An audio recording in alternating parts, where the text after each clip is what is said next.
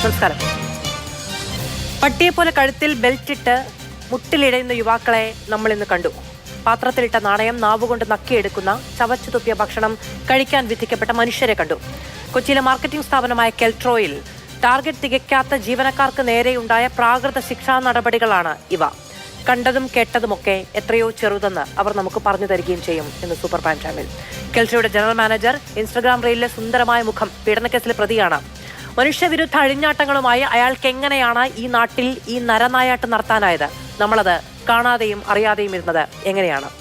Super prime time ഈ വിഷയം ഇന്ന് എടുക്കാൻ കാരണം കുറേയേറെ ചെറുപ്പക്കാരെ, നമ്മളൊക്കെ നമ്മുടെ അധ്വാനത്തിൻ്റെ ഒരു പങ്ക് ചെലവഴിച്ചുകൊണ്ട് പുല്ലുപോലെ വളർത്തുന്ന മക്കളെ പഠനം പൂർത്തിയാക്കി തൊഴിലിന് വിടുമ്പോൾ അവരവരുടെ അന്തസ്സോടുകൂടി ജീവിക്കുമെന്ന ആത്മവിശ്വാസത്തിന്റെ പേരിലാണ് അങ്ങനെ ഒരു തൊഴിലിന് ഇറക്കി വിടുന്നത്. അപ്പോഴും വിളിച്ചു ചോദിക്കും എല്ലാ ദിവസവും വൈകുന്നേരവും, അല്ലേ, ഭക്ഷണം കഴിച്ചോ എന്ന്, ഉറങ്ങിയോ എന്ന്, ക്ഷീണമുണ്ടോ എന്ന് വിളിച്ചു ചോദിക്കാറുണ്ട് നമ്മളിൽ പലരും.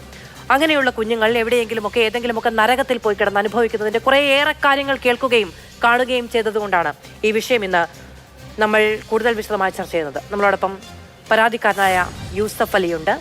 ഡിവൈഎഫ്ഐയിൽ നിന്ന് ശ്രീമതി മീനു സുകുമാരനും കോൺഗ്രസിൽ നിന്ന് ശ്രീമതി സോയ ജോസഫും നമ്മളോടൊപ്പം തത്സമയം ചേരുകയും ചെയ്യും. യൂസഫ്, ഇന്ന് ഈ ന്യൂസ് റൂമിൽ ഈ വാർത്ത പോകുന്ന സമയത്ത് എന്നോട് എൻ്റെ ഒരു സുഹൃത്ത് പറഞ്ഞത്, സ്ക്രീനിൽ പല സ്ക്രീനുകൾ ഇവിടെ വന്നപ്പോൾ കണ്ടല്ലോ, പല സ്ക്രീനുകളിൽ വാർത്തകളുണ്ട്. അപ്പോൾ ഇത് വേറെ ഏതോ നാട്ടിൽ നടന്ന ഒരു സംഭവമാണെന്ന് വിചാരിച്ചാണ് ഈ വാർത്തയിലേക്ക് നമ്മൾ കാണുന്നത് എന്നാണ്. നമ്മുടെ നാട്ടിൽ നമ്മൾക്ക് ഇങ്ങനെയൊന്നും കണ്ടിട്ടില്ല, ഇങ്ങനെയൊന്നും കേട്ടിട്ടോ പരിചയിച്ചിട്ടില്ല, അല്ലെങ്കിൽ നമ്മുടെ നാട്ടിൽ ഇത് നടക്കും എന്ന ഒരു വിശ്വാസവും ഉണ്ടായിരുന്നില്ല. നിങ്ങൾ കുറേ അധികം ചെറുപ്പക്കാർ, എങ്ങനെയാണ് അവിടെ കഴിഞ്ഞത്? ആദ്യമായിട്ട് ഞാൻ ഈ കമ്പനി പോകുന്നതെന്ന് വെച്ചാൽ നമ്മൾ ഫേസ്ബുക്ക് വഴി അവർ തോന്നിയ പ്രൊമോട്ടും കാര്യങ്ങളൊക്കെ കാര്യങ്ങളൊക്കെ ചെയ്ത് ഞാൻ അങ്ങനെ വിളിച്ച് കോൺടാക്ട് ചെയ്ത്, അപ്പം അവർ പറയുന്നതെന്ന് വെച്ചാൽ ഇപ്പോൾ നമുക്ക് ആദ്യം 6 മാസത്തെ ട്രെയിനിങ് പീരീഡ് എന്ന് വെച്ചാൽ നമുക്ക് ഓഫീസ് സ്റ്റാഫ്, അതുപോലെ തന്നെ HR ഡിപ്പാർട്ട്മെൻറ്റ്, അങ്ങനെ മാനേജ്മെൻറ്റ് സ്റ്റാഫായിട്ട് ആദ്യം അവർ ട്രെയിനിങ് എന്ന് പറഞ്ഞ് വിളിച്ചിട്ട് സ്റ്റേറ്റ്മെൻറ്റ് പറയുന്നത്, സാലറി എന്ന് പറയുന്നതെന്ന് വെച്ചാൽ ഒരു 20,000, അതുപോലെ തന്നെ 35,000 വരെയാണ് സാലറി പറയുന്ന ട്രെയിനിങ് പീരീഡിൽ തന്നെ. അവരെന്നിട്ട് നമ്മൾ ഫീൽഡിലോട്ട് ആദ്യം നമ്മൾ ഇൻ്റർവ്യൂ കഴിഞ്ഞ് ആദ്യം അവരെ ബ്രാഞ്ചിലോട്ട് കൊണ്ടുപോയിട്ട് ഒരു 3 വർഷം മുന്നേ പരിചയമുള്ള ആളെ കണക്കാണ് അവർ സംസാരിക്കുകയും ബിഹേവ് ചെയ്യുന്നത്, എല്ലാം ചെയ്യുന്നത്. ആദ്യത്തെ ദിവസം ഭയങ്കര സ്നേഹമാണ്, സ്നേഹത്തിൻ്റെ രീതിയിലേക്കാണ് അവർ പെരുമാറുക എല്ലാം ചെയ്യുന്നത്. നമ്മളെ ഈ കമ്പനി ഈ ലെവലിലോട്ട് എത്തുമെന്ന് നമ്മളെ വിശ്വാസപ്പെടുത്തും. കാരണം എന്ന് പറഞ്ഞാൽ ഈ കാണുന്ന മിക്കുള്ള ആൾക്കാരും വിചാരിക്കുന്നുണ്ടായിരിക്കും നമുക്കെന്ത് ബോധമില്ലാത്തതുകൊണ്ടാണ് ആ കമ്പനി എന്നതാണ് ഇപ്പം ഇതൊക്കെ സഹിച്ചിരിക്കുന്ന. അപ്പോൾ അവരുടെ അടുത്ത് എനിക്ക് പറയാനുള്ളതെന്ന് വെച്ചാൽ, ഇപ്പം ഞാൻ നിൽക്കുകയാണെങ്കിൽ ഞാൻ നിന്നിട്ട് ഇങ്ങനെ ആയിപ്പോയെങ്കിൽ ഞാൻ പൊട്ടെന്ന് പറയാം. പിന്നെ ഇതുപോലെ തന്നെ ഈ കേരളത്തിൽ ട്രിവാൻഡ്രം തൊട്ട് കാസർഗോഡ് വരെ 986 ബ്രാഞ്ചുണ്ട്. ഈ സ്ഥാപനം HPL എന്ന് പറയും. HPL അല്ലെങ്കിൽ GPL എന്ന് പറയുന്ന ഈ കമ്പനി ജനറൽ ഫിസിക്കൽ ലബോറട്ടറി എന്നാണ് എൻ്റെ ഫുൾ ഫോം. ആ കമ്പനിയിൽ ഈ 956 സ്റ്റുഡൻസ് ഉണ്ട്. 956 ബ്രാഞ്ചിൽ ഓരോ ബ്രാഞ്ചിലും 20-25 സ്റ്റുഡൻസ് വെച്ചുണ്ട്. അവരെ എല്ലാം ഈ ഫീൽഡിൽ ഇറക്കി വിട്ടിട്ടാണ് ഇവരിങ്ങനെ കേരളം മുഴുവൻ യുവാക്കളുണ്ട്. എല്ലാം ഈ കെണിപ്പെട്ടിരിക്കുകയാണ്. ഇപ്പം നമ്മൾ ഇന്ന് ഇവരുടെ അടുത്ത് ഈ കാര്യം, ഞാൻ ഇപ്പോൾ ഇത്ര വർഷം ഇവിടെ ട്രെയിനിങ് ചെയ്തിട്ടുണ്ട്, ഫീൽഡിൽ വർക്ക് ചെയ്തിട്ടുണ്ട്, എന്നെ മാനേജറാക്കാന്ന് പറഞ്ഞാൽ മാനേജറാക്കി, എന്നിട്ട് എനിക്ക് 35,000-25,000 സാലറി തന്നില്ലെന്ന് ഞാൻ വഴിയെ കാണുന്ന ഒരു ട്രെയിനി എടുത്ത് പറഞ്ഞാൽ പോലും അവർ വിശ്വസിക്കത്തില്ല. കാരണം അത്ര പോസിറ്റീവായിട്ടുള്ള ഇത് ട്രെയിനിങ്ങാണ് അവർ കൊടുക്കുന്നത്. അങ്ങനെ ഞാൻ അന്ന് പെരുമ്പാവൂർ സ്റ്റേഷനിൽ പരാതി കൊടുത്തപ്പോൾ തന്നെ സാറന്മാരെ കയ്യിരിപ്പുള്ള ഒരു ബിഹേവിയർ തന്നെ ഭയങ്കര ഒരു ഇതായിരുന്നു. കാരണം നമ്മൾ അവിടെ സ്റ്റേഷനിൽ ചെന്ന് പറയുകയുണ്ടായി, സാറേ നമ്മൾ ഈ ഇതുപോലെ ഒരു തട്ടിപ്പിൻ്റെ ഇതായിട്ട് നമ്മൾ വന്നതാണെന്നൊക്കെ കാര്യമൊക്കെ സാറിൻ്റെ അടുത്ത് പറഞ്ഞത് നിങ്ങളെന്തിനാ ആ തട്ടിപ്പിന് പോയി, അങ്ങനെയൊക്കെ പോലീസുകാർ ചോദിക്കുന്നത്. കാരണം അധികാരമുള്ള ആൾക്കാരടുത്തല്ലേ നമുക്ക് ഇതൊക്കെ പോയി പറയാൻ പറ്റും. നമ്മളെ ജനങ്ങളെ പ്രശ്നങ്ങൾ പരിഹരിക്കാൻ വേണ്ടിയല്ലേ അവരൊക്കെ ഇരിക്കുന്നത്. അപ്പോൾ അതുകൊണ്ട് അവരുടെ അടുത്ത് പറയുന്നത്. അപ്പോൾ അവർ പറയുന്നതെന്ന് വെച്ചാൽ, നിങ്ങൾക്ക് എന്ത് ആണത്വമില്ലേ, നിങ്ങൾ സിബൂരി കാണീര്, നിങ്ങൾക്കെന്ത് അവന്മാരെ അടിക്കാനുള്ള ധൈര്യമില്ലേ എന്നല്ല. പക്ഷേ നമുക്ക് അതിൽ പെട്ടാലേ നമുക്ക് അതിൻ്റെ ഫുൾ ഇത് നമുക്ക് അറിയാൻ പറ്റും. യൂസഫ്, അതായത് നിങ്ങൾ പരാതി കൊടുത്തപ്പോൾ പോലീസുകാർ നിങ്ങളോട് ചോദിച്ചത്, നിങ്ങൾ കാണത്തമില്ലേ സിബൂരി കാണിക്കാനാണ്. സിബൂരി കാണിക്കണമെങ്കിൽ സിബൂരി കാണിക്കാൻ ധൈര്യം ഉള്ളതുകൊണ്ടാണ് നമ്മൾ ആ സ്റ്റേഷനിൽ 5 പേപ്പറിൽ പരാതി എഴുതി അവിടെ സാറിൻ്റെ ഫ്രണ്ടിൽ കൊണ്ട് അറിയാം. നമ്മൾ സാധനം ഇല്ലാത്തതുകൊണ്ടൊന്നുമില്ല. പോലീസുകാർ ചോദിച്ച രീതിയാണ്. ആ പരാതിയുടെ അവസ്ഥ എന്താണ് നിലവിൽ? പരാതിയുടെ അവസ്ഥ നമ്മൾ ഈ പരാതി കൊടുത്തതിൻ്റെ പിറ്റേ ദിവസം നമ്മൾ വിളിച്ച് ചോദിച്ചായിരുന്നു പുള്ളിക്കാരൻ്റെ അടുത്ത്. സാറേ, ആ പരാതി ഇന്നലെ നമ്മൾ പരാതി തന്നിട്ടുണ്ടായിരുന്നു, ആ പരാതിയുടെ ഫുൾ ഡീറ്റെയിൽ ഒന്നും പറയാമോ, അത് പോയി തിരയ്ക്കുക എന്നൊക്കെ ചോദിച്ചായിരുന്നു. റൈഡ് പോകാമെന്നൊക്കെ പറഞ്ഞായിരുന്നു. റൈഡൊന്നും പോയിട്ടില്ല. അങ്ങനെ നമ്മൾ റൈഡ് പോയാൽ ഇല്ലയെന്ന് അറിയാൻ വേണ്ടി വിളിച്ച് ചോദിച്ചു. പുള്ളിക്കാരൻ പറഞ്ഞതെന്ന് വെച്ചാൽ, നിങ്ങൾ സ്റ്റേഷനിൽ പരാതി തന്നിട്ടുണ്ടെങ്കിൽ നിങ്ങൾ സ്റ്റേഷനിൽ ഒന്ന് അന്വേഷിക്കുക. ഫോണിൽ വിളിച്ച് അന്വേഷിക്കേണ്ട, സ്റ്റേഷനിൽ വന്ന് അന്വേഷിക്കുക. എന്നിട്ട് ഈ പോലീസുകാർ ഇപ്പോൾ വിളിച്ചു. ഈ സോഷ്യൽ മീഡിയയിൽ ഇത്ര വൈറലായതിനു ശേഷം ഈ പുള്ളിക്കാർ ഇപ്പോൾ വിളിച്ചിട്ട് പറഞ്ഞു, ആ മോനെ മറ്റേ കേസിൻ്റെ സംബന്ധിച്ചാണ് വിളിച്ചത്. അതുവരെ വേറെ മോനെ എന്നാണ് വിളിച്ചത്. ഇത് സോഷ്യൽ മീഡിയയിലും അതുപോലെ തന്നെ ന്യൂസുകളിലൊക്കെ വന്നപ്പോൾ ഭയങ്കര വിവാദമായപ്പം ഈ പുള്ളിക്കാരൻ പറയുന്നത് വെച്ചാൽ മോനെ എന്നൊക്കെ ഉള്ള വിളിയായി. വേറെ ടോക്കായി. ആ ഓഡിയോ നമുക്ക് കേൾക്കാം. പ്രൊഡ്യൂസർ, ആ സ്നേഹവചനങ്ങളൊന്ന് കേൾപ്പിച്ചു കൊടുക്കും പ്രേക്ഷകർക്ക്. ഓ, അയച്ചുതരാം സാറേ, ഒന്ന് വെയിറ്റ്. അല്ല സാറേ, ഇത്രയും നാളില്ലാത്ത അറിഞ്ഞിട്ട് സാറിന് ഇപ്പൊ എവിടെ നിന്നു? ഓ,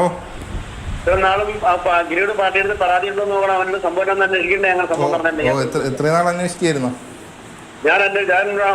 പരാതി കിട്ടിയതിന്റെ അടിസ്ഥാനത്തിൽ വിളിച്ച് റിമാൻഡ് ചെയ്തു. നിങ്ങളുടെ പരാതി പോലീസും നടപടിയില്ലാത്ത പരാതികളും ചെയ്തില്ല. ഓ, സാറിന്റെ പേരെന്താണ്? ഓക്കെ ഓക്കെ ഓക്കെ ഓ, സ്റ്റേഷനിൽ വരാം. യൂസഫ്, ഈ പരാതി കൊടുത്ത് എത്ര വർഷം മുമ്പാ? വർഷം മുമ്പല്ല, കഴിഞ്ഞ മാസം പരാതി കൊടുത്തു. അതിനുശേഷം പിന്നീട് വിളിച്ചു ചോദിച്ചപ്പോഴാണ് പറഞ്ഞത് അവിടെ വേണമെങ്കിൽ വന്ന് അന്വേഷിക്കണം. എന്നിട്ട് ഇപ്പോൾ ഈ സോഷ്യൽ മീഡിയയിലും മാധ്യമങ്ങളിലും എല്ലാം ഇന്ന് രാവിലെ മുതൽ വാർത്ത വന്നപ്പോൾ അയച്ച ഓഡിയോ ക്ലിപ്പാണ് ഈ കേട്ടത്.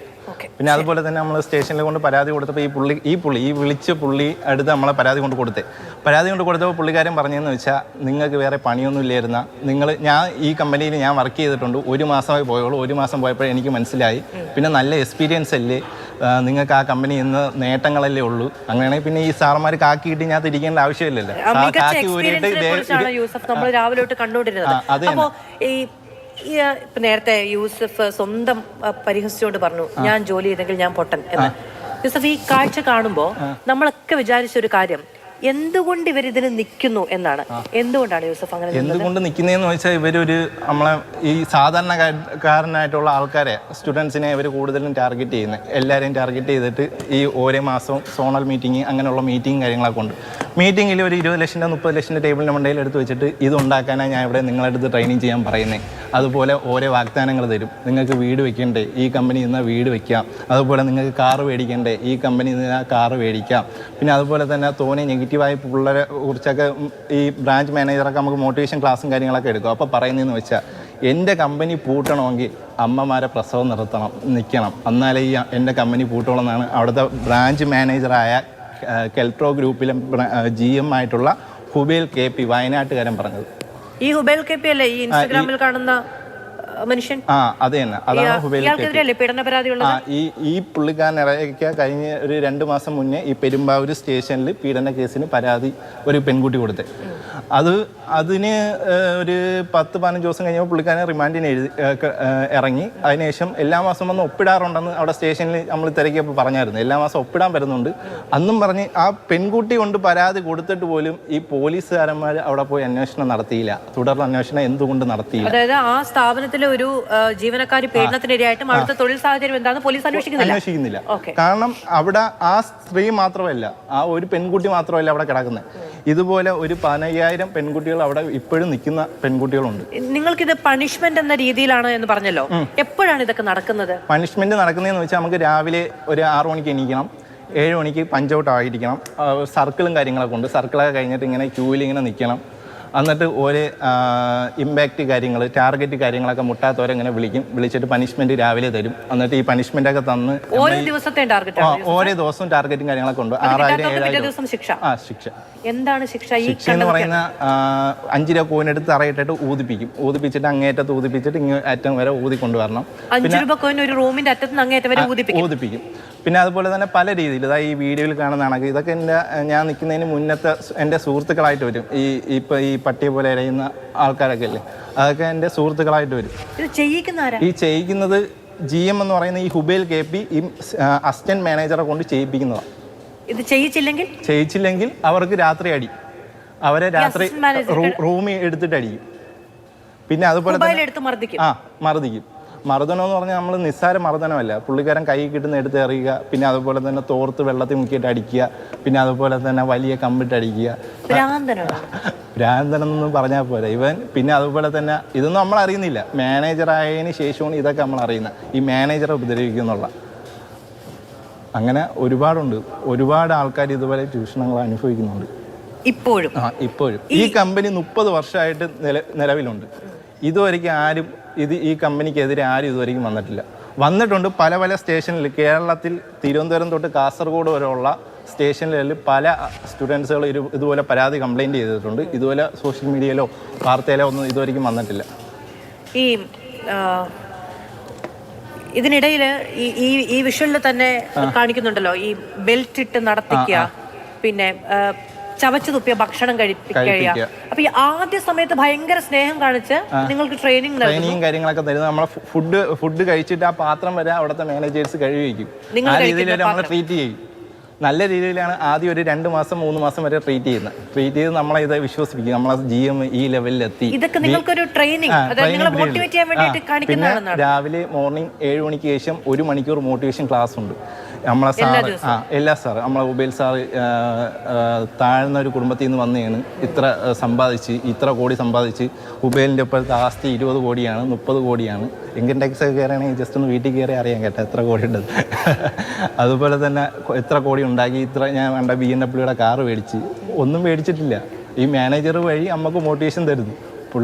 ഓരോരുത്തർക്ക് ലക്ഷങ്ങൾ റെമ്യൂണറേഷൻ കിട്ടുന്നതിന്റെ കണക്ക് ഇങ്ങനെ കാണിക്കും. പിന്നെ ടേബിളിനുണ്ടെങ്കിൽ പൈസയൊക്കെ വെച്ചിട്ട് ഇത്ര പൈസ എനിക്ക് കിട്ടി, ഇത്ര പൈസ ഞാൻ ഉണ്ടാക്കിയത് ഈ കമ്പനി നിന്നിട്ടാണ്. ഇതുപോലെ ഉണ്ടാക്കാൻ വേണ്ടിയാണ് നിങ്ങളുടെ അടുത്ത് പറയുന്ന ഇതുപോലെ നന്മയ്ക്ക് വേണ്ടിയിട്ടാണ് പറയുന്നതെന്ന് വെച്ചാൽ. പക്ഷെ ആ നന്മയിൽ എത്തണമെങ്കിൽ 10-15 വർഷം എടുക്കണം. 10-15 വർഷം എടുത്താലും നമ്മളെ നല്ലൊരു ഭാവി പോകത്തേ കളഞ്ഞിട്ട് പോകും.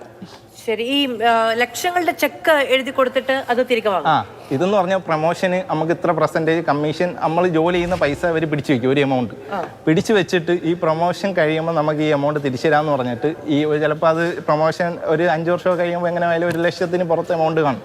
ആ എമൗണ്ട് ചെക്ക് എഴുതി തന്നിട്ട് പിറ്റേന്ന് ഈ പുള്ളിക്കാരൻ തന്നെ ബാക്കിൽ കൂടെ മേടിക്കും. ഇതിലേ കൊടുത്തിട്ട് പിൻവാതിൽ നിയമനമൊക്കെ പറയില്ല. അതുപോലെ തിരിച്ചു കൊടുത്തില്ലെങ്കിൽ പുള്ളിക്കാരൻ വേറെ ഒരു രീതിയിൽ അത് മുതലെടുക്കും. പക്ഷേ നമ്മളെ ഒരു പയ്യുണ്ട് മനാഫ് എന്ന് പറയുന്നത്, പുള്ളിക്കാരൻ 65,000 പുള്ളിക്കാരന് GPay ചെയ്ത് കൊടുത്ത് പുള്ളിക്കാരൻ അപ്പം തന്നെ നാട്ടിലോട്ട് അയച്ചെന്ന് പറഞ്ഞുകൊണ്ട് ആ പുള്ളിക്കാരൻ ആ പൈസ കിട്ടി. ബാക്കി എല്ലാവരും പൈസ പോയി. ഈ 10-15,000 പെൺകുട്ടികളുണ്ടെന്ന് പറഞ്ഞല്ലോ, അവർക്ക് ഈ പണിഷ്മെന്റ് ഉണ്ടോ?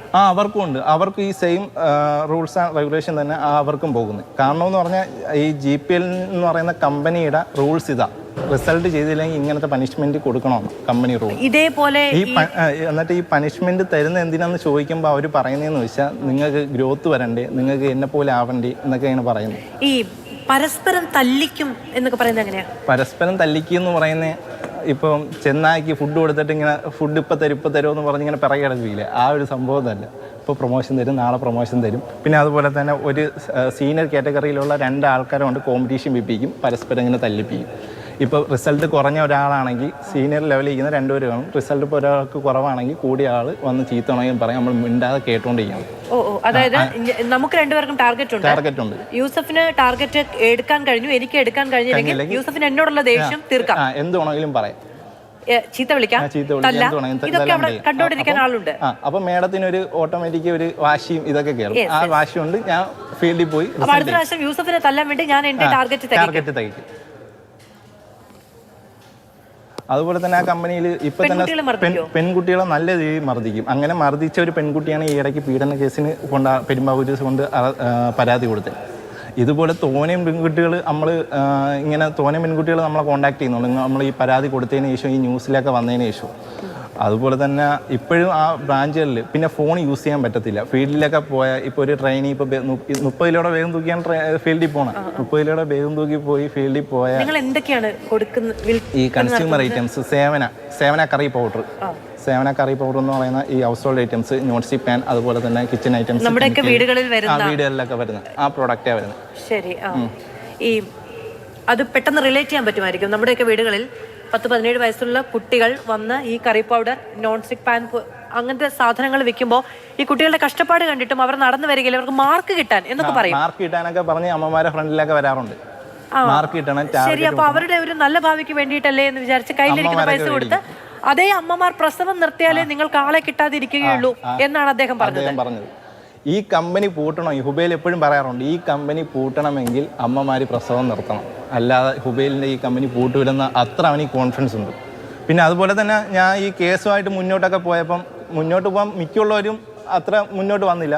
ഞാനൊരു ഗ്രൂപ്പ് ഉണ്ടാക്കി, അതിൽ തോനെ ആൾക്കാർ മുന്നോട്ട് വരാമെന്നൊക്കെ പറഞ്ഞ്, പിന്നെ തോനെ ആൾക്കാർ നമുക്ക് സപ്പോർട്ടും കാര്യങ്ങളൊക്കെ ചെയ്താണ് നമ്മൾ ഈ കേസും കാര്യങ്ങളൊക്കെ കൊടുക്കാൻ പോയത്. കേസ് കൊടുക്കാൻ പോയപ്പോൾ തന്നെ ഈ ഹുബൈൽ തോനെ നമ്മളെ കൊന്നുകളയും. ഹുബൈൽ 2 കോടി 6 മന്ത് കൊണ്ട് 2 കോടി ഉണ്ടാകുന്നുണ്ട്. അതിൽ നിന്ന് 1 കോടി കളഞ്ഞാൽ അത് നിന്നെ തട്ടാനെന്നൊക്കെ പറഞ്ഞ് വോയിസും കാര്യങ്ങളൊക്കെ ഭീഷണിപ്പെടുത്തലും കാര്യങ്ങളൊക്കെ എന്നെ വിളിച്ചും ഭീഷണിപ്പെടുത്തി. അല്ല പിന്നെ എൻ്റെ കൂട്ടുകാരൻ മാനേജറായിട്ടുള്ള മനാഫ് എന്ന് പറയുന്ന ആ പുള്ളിക്കാരൻ അവിടെ നിന്ന് ഇറങ്ങി. ആ പുള്ളിക്കാരനായിട്ടാണ് നമ്മൾ കേസ് കൊടുക്കാനൊക്കെ പോയത്. ഭീഷണിയുടെ ഓഡിയോ സന്ദേശം നിങ്ങളുടെ കയ്യിലുണ്ടോ? ആ ഉണ്ട്. ഇപ്പൊ കയ്യിലുണ്ടോ? ഇപ്പൊ കയ്യിലില്ല, ഞാൻ അയച്ചായിരുന്നു. എനിക്ക് അയച്ചിട്ടുണ്ട്. ശരി, നമുക്കത് എടുക്കുകയും ചെയ്യാം.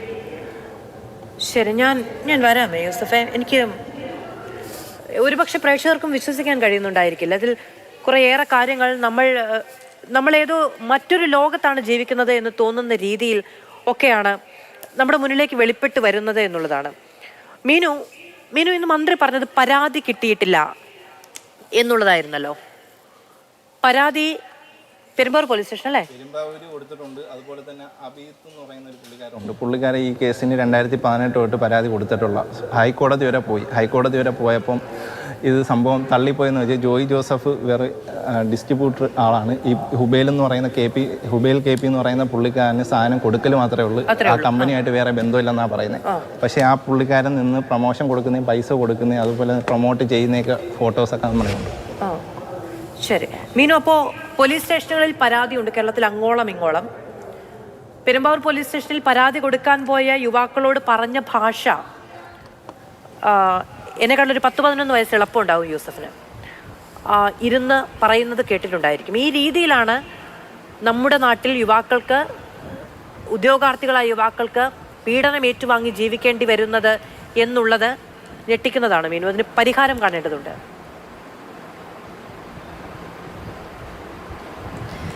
ഇന്നിപ്പോൾ പത്രമാധ്യമങ്ങളിലൂടെ വളരെ വ്യക്തമായി തന്നെ ഈ എത്രത്തോളം കേരള മനസാക്ഷിയെ പോലും ഞെട്ടിക്കുന്ന തരത്തിലുള്ള ഒരു ദൗർഭാഗ്യകരമായ അവസ്ഥ ഒരു തൊഴിലിടത്തിൽ നിന്ന് വന്നത് നമ്മളെല്ലാവരും ഇന്നിപ്പോൾ എല്ലാ മാധ്യമങ്ങളും കണ്ടുകൊണ്ടിരിക്കുകയാണ്. സത്യം പറഞ്ഞാൽ നമ്മുടെ കേരളത്തിലെ മാർക്കറ്റിംഗ് മേഖലയിൽ വലിയ ചൂഷണങ്ങൾ ഇന്ന് കാലങ്ങളായി നടന്നു വന്നുകൊണ്ടിരിക്കുന്നുണ്ട്. അതായത് സാലറി കൊടുക്കുന്നതുമായി ബന്ധപ്പെട്ടുകൊണ്ട്, അതുപോലെ തന്നെ ഈ പറഞ്ഞ ആനുകൂല്യങ്ങൾ വെട്ടിക്കുറയ്ക്കുന്നതെല്ലാം പല വാർത്തകളും പലയിടത്തും നമ്മൾ കേൾക്കാറുണ്ട്. പക്ഷേ ഇത് അതിനേക്കാളെല്ലാം ഞെട്ടിക്കുന്ന രീതിയിൽ വളരെ അപരിഷ്കൃതമായ രീതിയിൽ ഒരു മനുഷ്യന് ചെയ്യാൻ കഴിയുമോ എന്ന രീതി പോലും നമുക്ക് ചിന്തിക്കാൻ പോലും കഴിയാത്ത, ഇൻഹ്യൂമൻ, നമുക്ക് മനുഷ്യന് പോലും ചിന്തിക്കാൻ കഴിയാത്ത അവസ്ഥയിലുള്ള ഒരു മാനസികത തന്നെ തെറ്റുന്ന രീതിയിലുള്ള ഒരു പെരുമാറ്റം ഒരു തൊഴിലിടത്തിൽ നിന്നുണ്ടാകുന്നത് തീർച്ചയായും കേരളത്തെ മുഴുവൻ ഞെട്ടിക്കുന്ന ഒരു വാർത്ത തന്നെയാണ്. കാരണം ഇത്തരത്തിൽ ഈ യൂസഫ് അലി പറയുന്നത് മുഴുവൻ കേൾക്കുകയായിരുന്നു. കാരണം എത്രത്തോളം ക്രൂരമായ നടപടികളാണ് ആ വ്യക്തി ഉൾപ്പെടെ, ആ വ്യക്തി മാത്രമല്ല ഇതിനെ വിക്ടിംസായ ഒരുപാട് ആളുകളുണ്ടെന്ന് പറയുന്നു, അപ്പോൾ അനുഭവിച്ചത് എന്ന് നമുക്ക് ശരിക്കും പറഞ്ഞ് ഇപ്പം അത് ഉൾപ്പെടെ സൂചിപ്പിച്ച പോലെ അത് കേരളത്തിൽ തന്നെയാണോ എന്ന് പോലും നമ്മൾ അതിശയിക്കപ്പെട്ടു പോവുകയാണ്. കാരണം നമ്മളിപ്പോൾ മുമ്പ് മോഡേൺ ടൈംസ് എന്ന് പറഞ്ഞ ചാർലി ചാപ്ലിൻ്റെ സിനിമ നമ്മൾ കണ്ടിട്ടുണ്ട്. ആ സിനിമയിൽ ചാർലി ചാപ്ലിൻ വളരെ ഒരു ഹാസ്യാത്മകമായി ഒരു തൊഴിലിടത്ത് ഉണ്ടായിക്കൊണ്ടിരിക്കുന്ന ചൂഷണത്തെ പറ്റിയെല്ലാം തന്നെ സിനിമയിൽ ചിത്രീകരിക്കുന്നുണ്ട്. പക്ഷെ അത് ആ കാലങ്ങളായി തന്നെ ഇത്തരത്തിലുള്ള തൊഴിലിടങ്ങളിലുള്ള ചൂഷണങ്ങളെല്ലാം നമ്മുടെ എല്ലാ ഇടങ്ങളിലും, അത് കേരളത്തിൽ നിന്ന് തന്നെയല്ല ഇന്ത്യയിലെ എല്ലാ ഇടങ്ങളിലും ഇത്തരത്തിലുള്ള തൊഴിൽ ചൂഷണങ്ങൾ ഉണ്ടായിക്കൊണ്ടിരിക്കുമ്പോഴും നമ്മൾ തന്നെ മുന്നോട്ട് വെച്ചിട്ടുള്ള മുദ്രാവാക്യമുണ്ട്, 8 മണിക്കൂർ ജോലി, 8 മണിക്കൂർ വിനോദം, 8 മണിക്കൂർ വിശ്രമം എന്നത് പതിറ്റാണ്ടുകളായി ഉയർത്തിപ്പിടിക്കുന്ന തൊഴിലാളി മുദ്രാവാക്യമാണ്. അത് അച്ചീവ് ചെയ്തൊരു നാട് കൂടിയാണ് നമ്മുടെ ഈ നാട്, നമ്മുടെ കേരളം, നമ്മുടെ ഇന്ത്യയെല്ലാം അത്തരത്തിലുള്ള മുദ്രാവാക്യങ്ങൾ ഉയർത്തിപ്പിടിച്ചുകൊണ്ട് തൊഴിലിടങ്ങളിലെ ചൂഷണങ്ങൾ അവസാനിപ്പിക്കണമെന്ന് മുന്നോട്ട് വെച്ചുകൊണ്ട് നമ്മുടെ നാട്ടിൽ അത് നടക്കാൻ കാരണമാകുന്ന പല കാര്യങ്ങളുണ്ട്. ഈ ചൂഷണത്തിന് വിധേയമാകുന്ന ആളുകൾ പരാതിയുമായി പോയിട്ടുണ്ടെങ്കിൽ അവരോട് പെരുമാറുന്ന രീതി, നമ്മൾ നടത്തുന്നത് പോലീസ് സ്റ്റേഷനാണ് അല്ലേ, അല്ലെങ്കിൽ നമ്മൾ ആശ്രയം എന്ന് വിചാരിക്കുന്നത് പോലീസ് സ്റ്റേഷനിലേക്കാണ്. അവിടേക്ക് ചെല്ലുന്ന ആളുകളോട് ഈ രീതിയിലാണ് പെരുമാറുന്നത് എങ്കിൽ അവിടെ ഒരു അവിശുദ്ധ ബന്ധം ഉണ്ടാകണമല്ലോ. തീർച്ചയായിട്ടും ഇപ്പോൾ ഈ യൂസഫ് അലി പറയുമ്പോഴാണ് ഇത്തരത്തിൽ പോലീസ് സ്റ്റേഷനിൽ നിന്ന് വളരെ മോശപരമായ ഒരു അനുഭവം ഈ പരാതിപ്പെടാൻ ചെന്ന ഒരു വ്യക്തിക്ക് ഉണ്ടായെന്ന് തീർച്ചയായും ഈ യൂസഫ് അലി പറയുമ്പോഴാണ് നമ്മൾ അറിയുന്നത്. പക്ഷേ അത്തരത്തിലൊരു അനുഭവം ഉണ്ടായിട്ടുണ്ടെങ്കിൽ ഒരു പോലീസ് സ്റ്റേഷൻ എന്ന് പറയുന്നത് ജനങ്ങളുടെ ക്ഷേമം നിർവഹിക്കപ്പെടാനും ജനങ്ങളുടെ സുരക്ഷിതത്വം ഉറപ്പുവരുത്താനുള്ള സ്ഥാപനമാണ് നമ്മുടെ പോലീസ് സ്റ്റേഷൻ. അത്തരം നടപടി അദ്ദേഹത്തിനെതിരെ ഉണ്ടായിട്ടുണ്ടെങ്കിൽ തീർച്ചയായും അതിൽ കൃത്യമായ അന്വേഷണം നടത്തണം. ഇന്നിപ്പോൾ തൊഴിൽ വകുപ്പ് മന്ത്രി കൂടിയായിട്ടുള്ള പ്രിയപ്പെട്ട ശ്രീ വി ശിവൻകുട്ടി മിനിസ്റ്റർ കൃത്യമായി തന്നെ പ്രസ്താവനയിൽ പറഞ്ഞിട്ടുണ്ട്, ഇതുമായി ബന്ധപ്പെട്ടുകൊണ്ടുള്ള ലേബർ ഓഫീസറെ ഉൾപ്പെടെ ചുമതലപ്പെടുത്തിക്കൊണ്ട് വളരെ അടിയന്തരമായി തന്നെ ഇതിൽ നടപടി സ്വീകരിക്കണം, അതുമായി ബന്ധപ്പെട്ട റിപ്പോർട്ടുകൾ സമർപ്പിക്കാൻ കൃത്യമായി തന്നെ പറഞ്ഞിട്ടുണ്ട്. എന്തായാലും ഇത്തരത്തിലുള്ള ഇത്തരത്തിലുള്ള പ്രശ്നങ്ങൾ ഉണ്ടാകുമ്പോൾ തീർച്ചയായും നടപടിയെടുക്കുന്ന പരാതിപ്പെടാൻ കഴിയുന്ന ഒരിടം തന്നെയാണ് കേരളം. അത്തരത്തിൽ പരാതിപ്പെടാൻ പാടില്ല അല്ലെങ്കിൽ അത്തരത്തിലുള്ള പരാതികൾ അവഗണിക്കുന്ന ഒരിടമല്ല കേരളം. നമ്മുടെ കേരളത്തിൽ ഉയർന്നു വന്നിട്ടുള്ള ഭൂരിഭാഗം വിഷയങ്ങൾ കൃത്യമായി തന്നെ നടപടി വിധേയമാക്കുന്ന, നടപടി കൃത്യമായി കാണുന്ന, അത് പരിഹരിക്കപ്പെടുന്ന ഒരു സാഹചര്യം ഇന്ന് കേരളത്തിലുണ്ട്. പക്ഷേ അതിൽ അനുകൂലമല്ലാത്ത രീതിയിലുള്ള ഇത്തരത്തിലുള്ള ഇടപെടലുണ്ടാകണം. തീർച്ചയായും തൊഴിൽ മന്ത്രി അടക്കമുള്ളവർ, ആഭ്യന്തര മന്ത്രി അടക്കമുള്ളവർ, പോലീസ് മേധാവിമാരടക്കമുള്ളവരുടെ ഇടപെടലുണ്ടാകണം.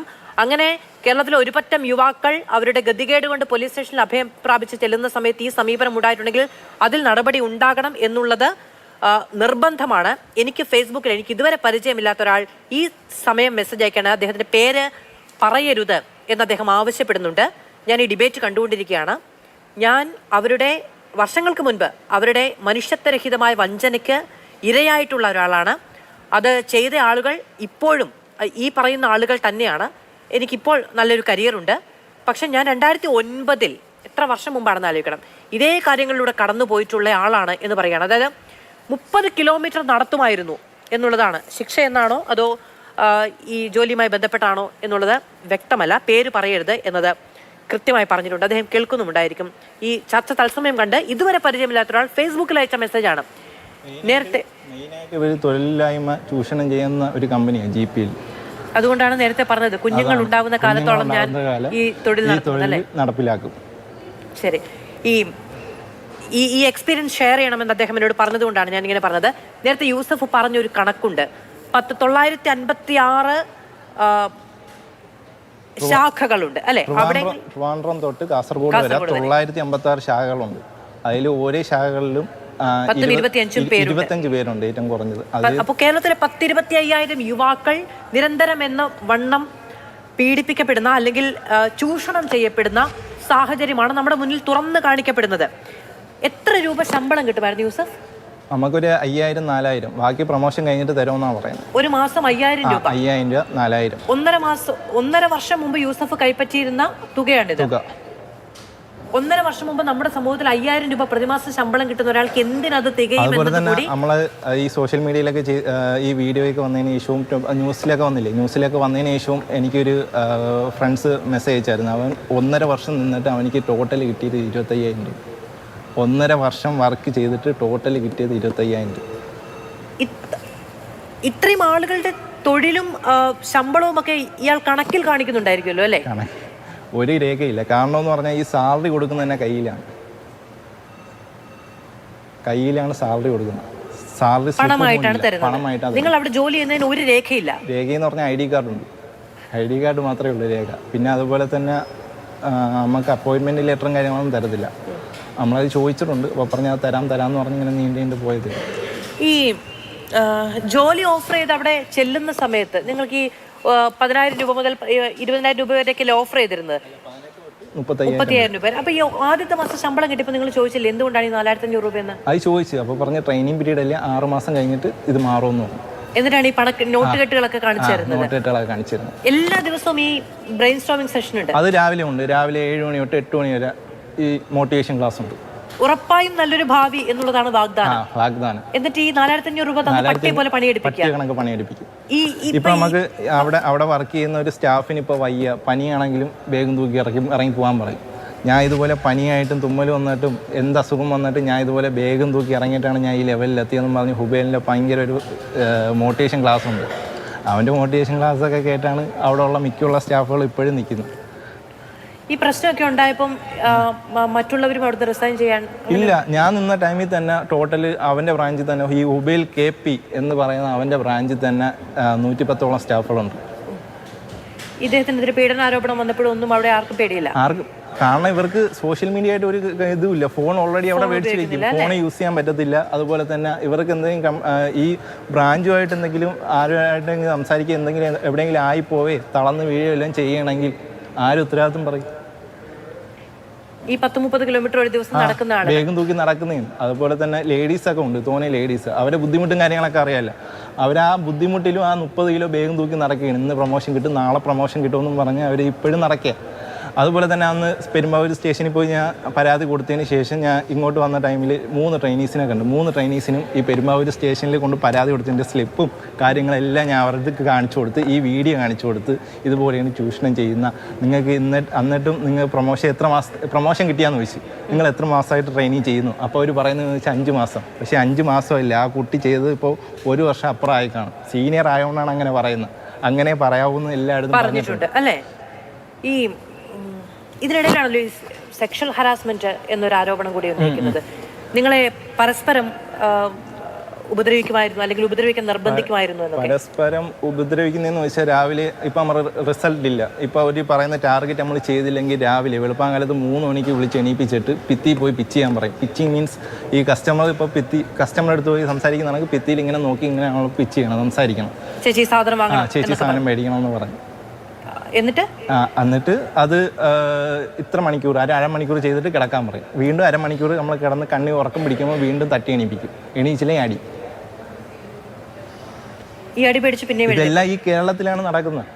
30 വർഷമായിട്ട് ഈ കണ്ടിന്യൂസ് നിയമങ്ങൾ ആ കമ്പനിയിൽ ഇപ്പോഴും നടക്കുന്നുണ്ട്. പക്ഷേ ഇതൊന്നും ഏതെങ്കിലും ഇതിൽ വന്നിട്ടുണ്ടോ? കേസും പല സ്റ്റേഷനിൽ ഈ ട്രിവാൻഡ്രം തൊട്ട് കാസർഗോഡ് വരെ പല സ്റ്റേഷനിൽ പല ആൾക്കാരും കൊണ്ട് കേസ് കൊടുത്തിട്ടുണ്ട്.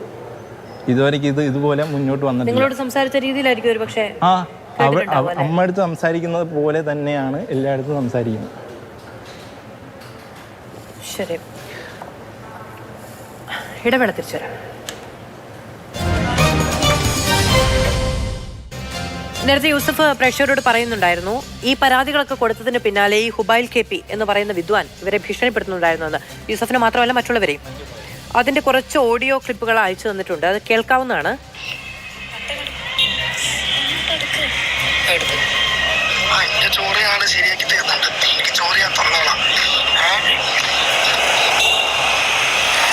അതാണ് ഒന്ന്. എന്റെ ചോറ് ഞാൻ ശരിയാക്കി തരുന്നുണ്ട് എന്നല്ലേ? ഓ അത് ശരി. ഓ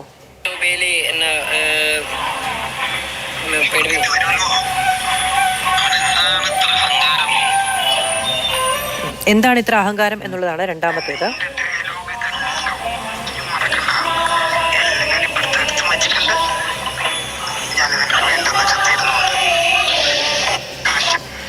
ഇത് പരാതിയുമായി അല്ലെങ്കിൽ പ്രതിഷേധിച്ച ആളുകൾക്ക് അദ്ദേഹം വെച്ചത് 1 ടൈം ആയിട്ടുള്ള ഓഡിയോ ആണ് അല്ലെ? അത് റെക്കോർഡ് ചെയ്തിട്ടാണ് ഈ കുട്ടികൾ എടുത്തിരിക്കുന്നത്. അത്തരത്തിലുള്ള ഭീഷണി സന്ദേശമാണ്. ഒന്ന് ആലോചിച്ച് നോക്കണം, എത്രത്തോളം അഹങ്കാരവും ധാർഷ്ട്യവും, പിടിക്കപ്പെടില്ല എന്നും ആരും ചോദ്യം ചെയ്യില്ല എന്നുള്ള അഹങ്കാരവും ഉണ്ട് എങ്കിലാണ് ഈ കണ്ട പേക്കൂത്ത് മുഴുവൻ കാണിച്ചിട്ട് അതിനിരയായ ആളുകളെ വീണ്ടും ഭീഷണിപ്പെടുത്താൻ കൂടി ഇറങ്ങി പുറപ്പെടാൻ കഴിയുന്നത് എന്നുള്ളതാണ്. സോ ഇത് ഏത് ലോകമാണെന്നാണ് വിചാരിക്കുന്നത്? എനിക്കൊരു അഹങ്കാരമുണ്ട്, അതിലെ അധികാരികളെ മൊത്തം അവൻ്റെ പോക്കറ്റിലാണെന്നുള്ള.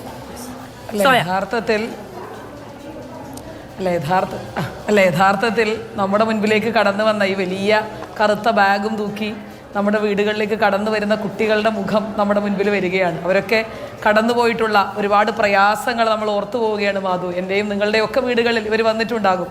പക്ഷേ ഈ പറയുന്നത് പോലെ ഒരു മാനസിക രോഗിയായ ഒരാൾക്ക്, ഞാൻ മനസ്സിലാക്കുന്നത് ജനുവരിയിൽ ഈ ലൈംഗിക അധിക്ഷേപവുമായി ബന്ധപ്പെട്ടൊരു കേസ് ഈ പെൺകുട്ടി കൊടുത്തൊരു സാഹചര്യത്തിൽ ഈ കമ്പനിയുമായി ബന്ധപ്പെട്ടിട്ടുള്ള പരിശോധന നടത്തിയപ്പോൾ തന്നെ ഇതിന് അധികൃതമായിട്ടുള്ള അല്ലെങ്കിൽ അനധികൃതമായിട്ടുള്ള രീതിയിലാണിത് പ്രവർത്തിക്കുന്നത്. പലപ്പോഴും പല കാര്യങ്ങളും അവിടെ ഇപ്പം നേരത്തെ യൂസഫ് പറഞ്ഞതുപോലെ ഒരു തരത്തിലുള്ള ഒതൻറ്റിസിറ്റിയും ഇല്ലാതെ പ്രവർത്തിക്കുന്ന ഒരു സംവിധാനമാണ് ഈ കമ്പനിയെ സംബന്ധിച്ചിട്ടുള്ളത് എന്നുള്ളത് പോലീസിന് പോലും വ്യക്തമായിട്ടുള്ള ഒരു കാര്യമാണ്. എന്നിട്ട് പോലും ഇത് യഥേഷ്ടം തുടരുന്നു എന്നുള്ളത് അങ്ങേയറ്റം സങ്കടകരമായിട്ടുള്ള ഒരു കാര്യം തന്നെയാണ്. വളരെ കൃത്യമായിട്ടുള്ള പ്രതിഷേധം ഉണ്ടാകേണ്ട ഒരു സാഹചര്യം കൂടിയാണ്. 25,000 മനുഷ്യർ എന്ന് പറയുന്നത് ചില്ലറ കാര്യമല്ല. 15,000 പെൺകുട്ടികൾ എന്ന് പറയുന്നത് ഒട്ടും ചെറിയ കാര്യമല്ല. അവർ കടന്നുപോയിട്ടുള്ള മാനസികവും ശാരീരികവുമായിട്ടുള്ള പീഡനങ്ങൾ, ലൈംഗിക വൈകൃതങ്ങൾ ഉൾപ്പെടെ ഏറ്റവും പ്രാകൃതമായ രീതിയിൽ മനുഷ്യനെ കൈകാര്യം ചെയ്യുന്നു എന്നുള്ള കാര്യം പലതവണ ഉന്നയിക്കപ്പെട്ടു. ഞാൻ യൂസഫ് ഇതിൽ സംസാരിച്ചതിൽ ഏറ്റവും പ്രധാനപ്പെട്ട ഒരു കാര്യം എന്ന് പറയുന്നത് പോലീസിന്റെ ഭാഗത്തു നിന്നുള്ള അനാസ്ഥയാണ്. അത് നമ്മൾ വളരെ കൃത്യമായി അഡ്രസ്സ് ചെയ്യപ്പെടേണ്ട ഒരു കാര്യമല്ലേ? അതെന്താണ്? 60ഓളം കേസുകൾ കേരളത്തിൽ ഈ കമ്പനിയുമായി ബന്ധപ്പെട്ട് തിരുവനന്തപുരം മുതൽ കാസർഗോഡ് വരെ ഏകദേശം 60ഓളം കേസുകൾ ഇതുമായി ബന്ധപ്പെട്ട് കൊടുത്തിട്ടുണ്ട്. ഈ കുട്ടികൾ വളരെ വ്യക്തമായിട്ട് അതിൻ്റെ കൃത്യമായിട്ടുള്ള വീഡിയോ ഉൾപ്പെടെയുള്ള കാര്യങ്ങൾ പോലീസ് സ്റ്റേഷനിൽ പോയി പറയുമ്പോൾ അത് ആ സിബ് അഴിച്ച് കാണിക്കാൻ പറയാനാണെങ്കിൽ കേരളത്തിൽ പോലീസ് എന്തിനാണ് കാക്കിയിട്ടിരിക്കുന്നത് എന്ന് ഏറ്റവും സാധാരണക്കാരനായ യൂസഫിനെ കൊണ്ട് ചോദിക്കാൻ മാത്രം ഇവിടുത്തെ ആഭ്യന്തര വകുപ്പ് മാറിയിരിക്കുന്നു എന്നുള്ളത് അങ്ങേയറ്റം ലജ്ജാകരമായിട്ടുള്ള ഒരു കാര്യമാണ്. ഇപ്പൊ കേരളത്തിന്റെ തൊഴിലില്ലായ്മയുടെ ഏറ്റവും രൂക്ഷമായിട്ടുള്ള ഒരു സാഹചര്യത്തിലേക്കാണ് ഇത് പോകുന്നത്. നാളെ നിങ്ങൾക്ക് പ്രമോഷൻ കിട്ടും, നാളെ നിങ്ങൾ കോടീശ്വരരാകാം എന്നുള്ളത് മാത്രമല്ല, 5000 രൂപയ്ക്ക് ഒരു മാസം പണിയെടുക്കാൻ തയ്യാറാകുന്ന മനുഷ്യൻ, അവന്റെ സാഹചര്യങ്ങൾ, അതിനെ ചൂഷണം ചെയ്യുക എന്ന് പറയുന്നത് ഇപ്പൊ ഒരു വൈറ്റ് കോളർ ജോലി എന്ന നിലയ്ക്ക് വീട്ടിൽ കമ്മ്യൂണിക്കേറ്റ് ചെയ്യുന്നതാണ് അല്ലെ? വീട്ടുകാർ വിചാരിക്കുന്നത് ഈ കുട്ടികൾ AC മുറിയിൽ ഇരുന്ന് പണിയെടുക്കുന്നു എന്നുള്ളതാണ്. അവരനുഭവിക്കുന്ന പീഡനമാണിത്. അല്ല, അതിന് ഒരുപാട് കാരണങ്ങൾ കേരളത്തിൽ നമ്മളിത് വളരെ സാധാരണമായി പറഞ്ഞു പോകേണ്ട ഒരു കാര്യമല്ല. ഇത് കുറെ കൂടെ ആഴത്തിൽ പഠിച്ച് കുറെ ഒരു ലോങ് ടേം പ്രോസസ്സായിട്ട് തന്നെ മനസ്സിലാക്കിയെടുക്കേണ്ട ഒരു കാര്യമാണ്. ഇതിൽ ഒരുപാട് കാര്യങ്ങളുണ്ട്. കേരളത്തെ സംബന്ധിച്ച് വലിയ ലിറ്ററസി റേറ്റ് ഉള്ള ഒരു സംസ്ഥാനമാണ്. എന്നിട്ട് പോലും അതിൽ ഏറ്റവും കൂടുതൽ അഭ്യസ്തവിദ്യരായിട്ടുള്ള ആളുകൾ തൊഴിലില്ലാതെ 29% ആളുകൾക്ക്, അല്ലെങ്കിൽ 15-നും 29-നും ഇടയിലുള്ള 29% ആളുകൾ തൊഴിലില്ലായ്മ അനുഭവിക്കുന്നു. സ്ത്രീകളുടെ കാര്യത്തിലാകട്ടെ അത് 49% കണക്കുകൾ പറയുന്നു. അപ്പൊ ഇതൊക്കെ വളരെ കൃത്യമായി അഡ്രസ് ചെയ്യപ്പെടുന്നില്ല. നമ്മൾ ഇപ്പൊ വലിയ ചർച്ച ഈസ് ഓഫ് ഡൂയിങ് ബിസിനസിനെ പറ്റിയായിരുന്നല്ലോ മാധു. അപ്പൊ കേരളത്തിൽ ഇങ്ങനെ ഒരു തട്ടിപ്പ് കമ്പനി നടത്തി ഇത്ര 10-25,000 ആളുകളെ കൊണ്ട് ഇങ്ങനെ പ്രാകൃതമായിട്ടുള്ള സംവിധാനങ്ങളിലൂടെ കൂലിവേലയൊക്കെ അന്തസ്സും അഭിമാനമുള്ള, അല്ലെങ്കിൽ അത്തരത്തിൽ അന്തസ്സും അഭിമാനത്തോടു കൂടി മനുഷ്യർക്ക് ചെയ്യാൻ പറ്റുന്ന ഒരു കാര്യമാണ്. ഇത് ഒരു മനുഷ്യനെ പോലും, പട്ടിയുടെ തുടലാണ് കഴുത്തിലിട്ടിരിക്കുന്നത്. നിങ്ങൾ ആ വീഡിയോ കണ്ടു, പട്ടിയുടെ തുടൽ കഴുത്തിലിട്ട് പട്ടിയെ പോലെ നിങ്ങൾ കുനിഞ്ഞിരുന്നു കൊണ്ട് നിങ്ങൾ നാണയം നക്കിയെടുക്കുന്ന, ഉപ്പ് വായിലേക്ക് കുത്തിത്തിരുകുന്ന സംവിധാനത്തിലൂടെ മുന്നോട്ട് പോകുന്ന ഒരു കുറുക്ക് കമ്പനിയെ ഇത്ര കാലം ഒരു പോലീസിന്റെ സ്റ്റേഷനിൽ പോയി പറഞ്ഞാൽ പരാതികളില്ലാത്ത വിധം, ഇപ്പൊ മന്ത്രി പോലും പറയാ പരാതികളില്ല, എന്ത് അബദ്ധത്തിലാണ് കാര്യങ്ങൾ നടന്നു പോകുന്നതെന്ന് നിങ്ങൾ മനസ്സിലാക്കണം. ഇതൊക്കെയാണ് ഈ കേരളത്തിലെ ഈസ് ഓഫ് ഡൂയിങ് ബിസിനസ് എന്ന് നമ്മൾ പറഞ്ഞു വെക്കേണ്ടത്. നമ്മൾ സ്കിൽ ഡെവലപ്മെന്റിനെ ചർച്ച ചെയ്യുന്നു, കോളേജുകളിലേക്ക് സ്കിൽ ഡെവലപ്മെന്റിന് വേണ്ടിയുള്ള സ്കീമുകൾ ഇറക്കുന്നു. നമ്മൾ ആരോടാണ് ഇതൊക്കെ പറഞ്ഞു വെക്കുന്നത്? യുവജന സംഘടനകളുണ്ട് ഇത്രയധികം, അതായത് അറ്റ് എ ടൈം 10-25,000 യുവാക്കൾ ഇരയാകുന്ന ചൂഷണത്തിന്റെ കഥയാണ് നമ്മൾ ഈ കേൾക്കുന്നത്. അപ്പോൾ അത് നമ്മൾ അറിയേണ്ടതാണ്. നമ്മൾ അറിഞ്ഞില്ലെങ്കിൽ, നമ്മുടെ നിയമ സംവിധാനം അറിഞ്ഞില്ലെങ്കിൽ, നമ്മുടെ ഇന്റലിജൻസ് അറിഞ്ഞില്ല എങ്കിൽ അതിനൊരു വലിയ പാകപ്പിഴ ഉണ്ടായിട്ടുണ്ടെന്നാണ്. ഇപ്പോൾ 2021 ഇതുമായി ബന്ധപ്പെട്ട് പുറത്തു വന്നൊരു ഫേസ്ബുക്ക് പോസ്റ്റ് ഉണ്ട്. അതിനോടൊപ്പം പങ്കുവെച്ച ചിത്രങ്ങൾ നമുക്ക് എല്ലാവർക്കും അറിയാവുന്നതാണ്. നമ്മൾ ഈ പത്രങ്ങളിലെ പരസ്യ പേജിൽ കാണാവുന്നതാണ്. SSLC +2 കഴിഞ്ഞവർക്ക് വിവിധ തസ്തികകളിലേക്ക് സ്ഥിരം നിയമനം, 12,000 മുതൽ 16,000 വരെ ശമ്പളം, താമസം, ഭക്ഷണം സൗജന്യം. അങ്ങനെ പല സ്ഥാപനങ്ങളുടെ പേരെടുത്തവരുടെ ജില്ലാതലത്തിൽ സ്ഥിര നിയമനം 18 മുതൽ 26 വരെ, ബ്രാക്കറ്റിൽ 15,000 മുതൽ 22,000 വരെ. ഈ രീതിയിൽ സ്റ്റാഫിനെ നിയമിക്കുന്നു, ബിലോ 28 എന്നൊക്കെ പറഞ്ഞുകൊണ്ട് നൽകുന്ന പരസ്യം, ഇതിന് പോയി തലവെച്ച് കൊടുക്കുന്ന യൂസഫ് ഇൻസ്റ്റഗ്രാമിൽ കണ്ടിട്ടാണ് പോയത് അല്ലേ? അതുപോലെ തന്നെ ഈ ഹുബൈൽ KP എന്ന് പറയുന്നത് ചെറിയൊരു ബ്രാഞ്ചാണ്. അതിൽ നമ്മൾ തലയാണ് തകർക്കാറുള്ള. തലയെന്ന് പറയുന്നത് ഈ ജോയി ജോസഫ, HPL എന്ന് പറയുന്ന മെയിൻ GM എന്ന് പറയുന്നത് ജോയി ജോസഫ. അവൻ്റെ കൺട്രോളിലുള്ള ഈ 956 ബ്രാഞ്ചും വരുന്നത്. അതായത് ഇതൊരു വിതരണ സ്ഥാപനമാണ്, മാർക്കറ്റിംഗ് സ്ഥാപനമാണ്.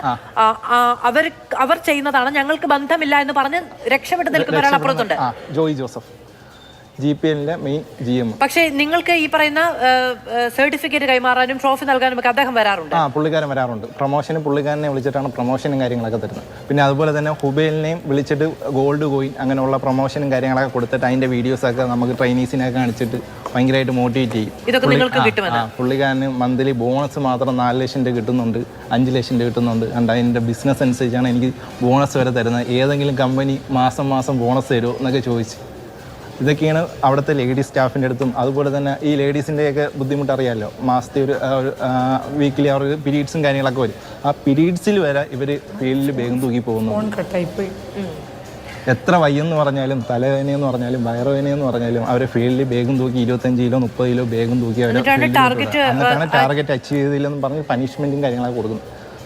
ഈ പെൺകുട്ടികളെ കൊണ്ട് തല്ലിക്കും, അവരെ തിരിച്ചു തല്ലിക്കും എന്ന് പറയും. അവരും അങ്ങോട്ടും ഇങ്ങോട്ടും ഇമ്പാക്റ്റും കാര്യങ്ങളൊക്കെ ചെയ്യാറുണ്ട്. ഇങ്ങനെ അടികൂടെയൊക്കെ ചെയ്യാറുണ്ട്, തമ്മിൽ അടുപ്പിക്കാറുണ്ട്. അവർക്ക് ലേഡീസ് മാനേജർ തന്നെ ഉണ്ട്. അവരും ഇതിനൊക്കെ നേതൃത്വം നൽകും. അവരാണ് ഇതിന് നേതൃത്വം കൊടുക്കുന്നത്. മെയിൻ നേതൃത്വം കൊടുക്കുന്ന നമ്മളെ ബ്രാഞ്ചിൽ മെയിൻ നേതൃത്വം കൊടുക്കുന്ന ഹുബൈൽ KP വയനാട്. ഈ പരിക്ക് പറ്റിപ്പോയാലോ തല്ലുമ്പോഴോ മറ്റോ പരിക്ക് പറ്റിയാലോ? പരിക്ക് പറ്റിയാൽ അവിടെ കിടക്കുക. ഫോൺ പോലും തരത്തില്ല. അന്നത്തെ ദിവസം ഫോണേ തരത്തില്ല. പിന്നെ ടാർഗറ്റ് അച്ചീവ് ചെയ്തില്ലെങ്കിൽ ഫോൺ തരത്തില്ല, അല്ലെങ്കിൽ അരമണിക്കൂർ ഫോൺ യൂസ് ചെയ്യാം. നിങ്ങൾ ആരും ഈ സോഷ്യൽ മീഡിയ ഒന്നും ഉപയോഗിക്കാൻ പറ്റത്തില്ല. പിന്നെ അതുപോലെ തന്നെ നമ്മൾ വീട്ടിലെ വല്ലതും വിളിക്കുകയാണെങ്കിൽ നമ്മൾ അടുത്ത് മാനേജർ ഒന്ന് നിൽക്കും, നമ്മൾ വീട്ടിൽ എന്താണെന്ന് പറയുന്ന എന്നൊക്കെ അറിയാൻ വേണ്ടി. അവർ പറയുന്ന സമയത്ത് മാത്രമേ ഫോൺ ഉപയോഗിക്കാൻ പറ്റൂ. പറയുന്ന സമയത്ത് മാത്രമേ ഫോൺ യൂസ് ചെയ്യാൻ പറ്റൂ. പിരിഞ്ഞു പോവുകയാണെന്ന് പറഞ്ഞാൽ അവർ പറയും നീ തോനെയും ചീത്ത വിളിക്കുക അടിക്കുകയൊക്കെ ചെയ്യും, എന്നിട്ട് അവിടെ ഇട്ടിരിക്കും, പുറത്തേക്ക് വിടില്ല. ഇവന്റെ ഈ ഹുബൈൽ KPയുടെ മെയിൻ ബ്രാഞ്ച് 5 ബ്രാഞ്ച്, ഞാൻ നിന്ന ടൈമിൽ 5 ബ്രാഞ്ച് ഉണ്ടായിരുന്നു. ഇപ്പം ഈ പെരുമ്പാവൂർ സ്റ്റേഷന്റെ മുറ്റത്ത് തന്നെ അവന്മാരെ 2 ബ്രാഞ്ച് തുടങ്ങിയിട്ടുണ്ട് ഈ പീഡന കേസ് കഴിഞ്ഞതിന് ശേഷം. എന്നിട്ട് പോലും അത് അധികാരികൾ നമ്മൾ പെരുമ്പാവൂർ സ്റ്റേഷനിൽ കൊണ്ട് പരാതി കൊടുത്തിട്ട് സാറേ ഇതുപോലെ ഈ ഇന്ന ടൈമിൽ പോയാൽ നമുക്ക് റെയ്ഡ് നടത്തിയ അവിടുത്തെ എല്ലാ കാര്യങ്ങളും സാറിന് മനസ്സിലാവും, ഇന്ന ടൈമിൽ നമുക്ക് പോകാമെന്നൊക്കെ പറഞ്ഞാണ് നമ്മൾ സ്റ്റേഷനിൽ പോകുന്നത്. അപ്പോൾ പറഞ്ഞാൽ അത് നോക്കാമെന്ന് പറഞ്ഞ് പുള്ളിക്കാരെ 5 A4 സൈസ് പേപ്പറിലെ പരാതി എഴുതി കൊടുത്ത് ആ പേപ്പർ എടുത്ത് മടക്കി അവിടെ വെച്ചിട്ട് വിളിക്കാന്ന് പറഞ്ഞിട്ട് നമ്മളങ്ങ് വിട്ടു. നിങ്ങൾ അങ്ങോട്ട് വിളിച്ചപ്പോഴാണ് ഇവിടെ വന്നിട്ട് വേണമെങ്കിൽ അന്വേഷിക്കാം. കാരണം നമ്മൾ പല ജില്ലകളിൽ നിന്നാണ് വരുന്നത്. ഞാൻ ട്രിവാൻഡ്രം ആണെങ്കിൽ വേറെ ഒരുത്തൻ കൊച്ചി, അതുപോലെ തന്നെ കാസർഗോഡ്, മലപ്പുറം, ഇങ്ങനെയുള്ള പല ആൾക്കാരായിട്ട് താല്പര്യമില്ലാത്ത ഒരാൾ കൂടി നമ്മളോടൊപ്പം തുടരുന്നുണ്ട്. ഇതേ കാര്യങ്ങൾ അദ്ദേഹം അനുഭവിച്ചതാണ്. ഞാൻ പറയുന്നത് കേൾക്കാമോ?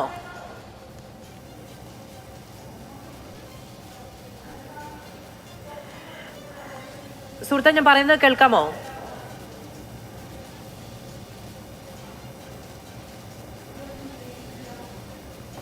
ശരി, ചെറിയ സാങ്കേതിക പ്രശ്നമുണ്ട് അദ്ദേഹത്തിന്. ഒരുപക്ഷെ ഇത്രയും നേരം കേട്ടുകൊണ്ടിരുന്നതുകൊണ്ടായിരിക്കും നമ്മൾ അദ്ദേഹത്തോടാണ് ചോദിക്കുന്നതെന്ന് മനസ്സിലാക്കിയിട്ടാണ് ഞാൻ വരികയും ചെയ്യാം. മീനു, നമ്മൾ യുവജന സംഘടനകളടക്കം മാധ്യമങ്ങളടക്കം ഞാൻ സ്വയം വിമർശനപരമായി തന്നെയാണ് അതിനെ കാണുന്നത്.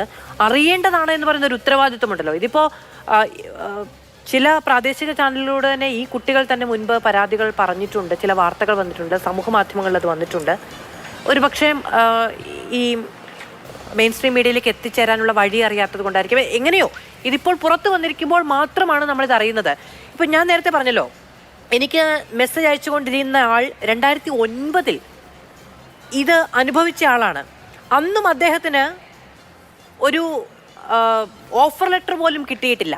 ഈ ജോലിക്ക് ചേരുന്ന സമയത്ത് ഒരു ഓഫർ ലെറ്റർ പോലും കിട്ടിയിട്ടില്ല. ഇറങ്ങിപ്പോകുന്ന സമയത്ത് ഒരു എക്സ്പീരിയൻസ് ലെറ്റർ ഇവർക്ക് ആർക്കും കിട്ടുന്നില്ല. ജോലി ചെയ്യുന്നു ആ സ്ഥാപനത്തിൽ എന്നുള്ളതിന് അവരെ ബോധിപ്പിക്കാൻ ഒരു ID കാർഡ് കിട്ടുന്നുണ്ട്.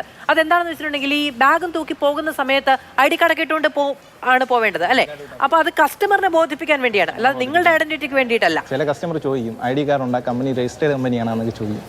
അത് ബോധിപ്പിക്കാൻ വേണ്ടിയിട്ട്. പിന്നെ മാത്രമല്ല വളരെ എക്സിക്യൂട്ടീവ് ലുക്കിലൊക്കെയാണ് എക്സിക്യൂട്ടീവ് ലുക്കിൽ പോകണം. പിന്നെ അതുപോലെ തന്നെ ഇവർ മെയിനായിട്ട് പറയുന്നതെന്ന് വെച്ചാൽ ഈ നമ്മളെ ഈ ഗവൺമെന്റ് കമ്പനിയായിട്ട് സാമ്യമുള്ള ഒരു പേരിടും, കെൽട്രോണുമായി ബന്ധമുള്ള ഒരു പേരിടും. കാരണം ഈ യുവജനങ്ങളൊക്കെ ആകർഷിക്കും. ഞങ്ങൾ ഇന്ന് ഈ വാർത്ത വന്നപ്പോഴേ കെൽട്രോ എന്ന് പറഞ്ഞപ്പോൾ കെൽട്രോൺ എന്നാവരുത് എന്നുള്ളത്, അങ്ങനെ ആയി പോവരുത് എന്ന് നമ്മുടെ മനസ്സിൽ അങ്ങനെയാണല്ലോ വരുന്നത്. ഈ രീതിയിലുള്ള തന്ത്രങ്ങളും കുതന്ത്രങ്ങളും പീഡനങ്ങളും ഒക്കെയാണ് ഇവിടെ നടക്കുന്നത്. അതെങ്ങനെയാണ് നമ്മൾ ആരും അറിയാതെ പോകുന്നത്? മീനു,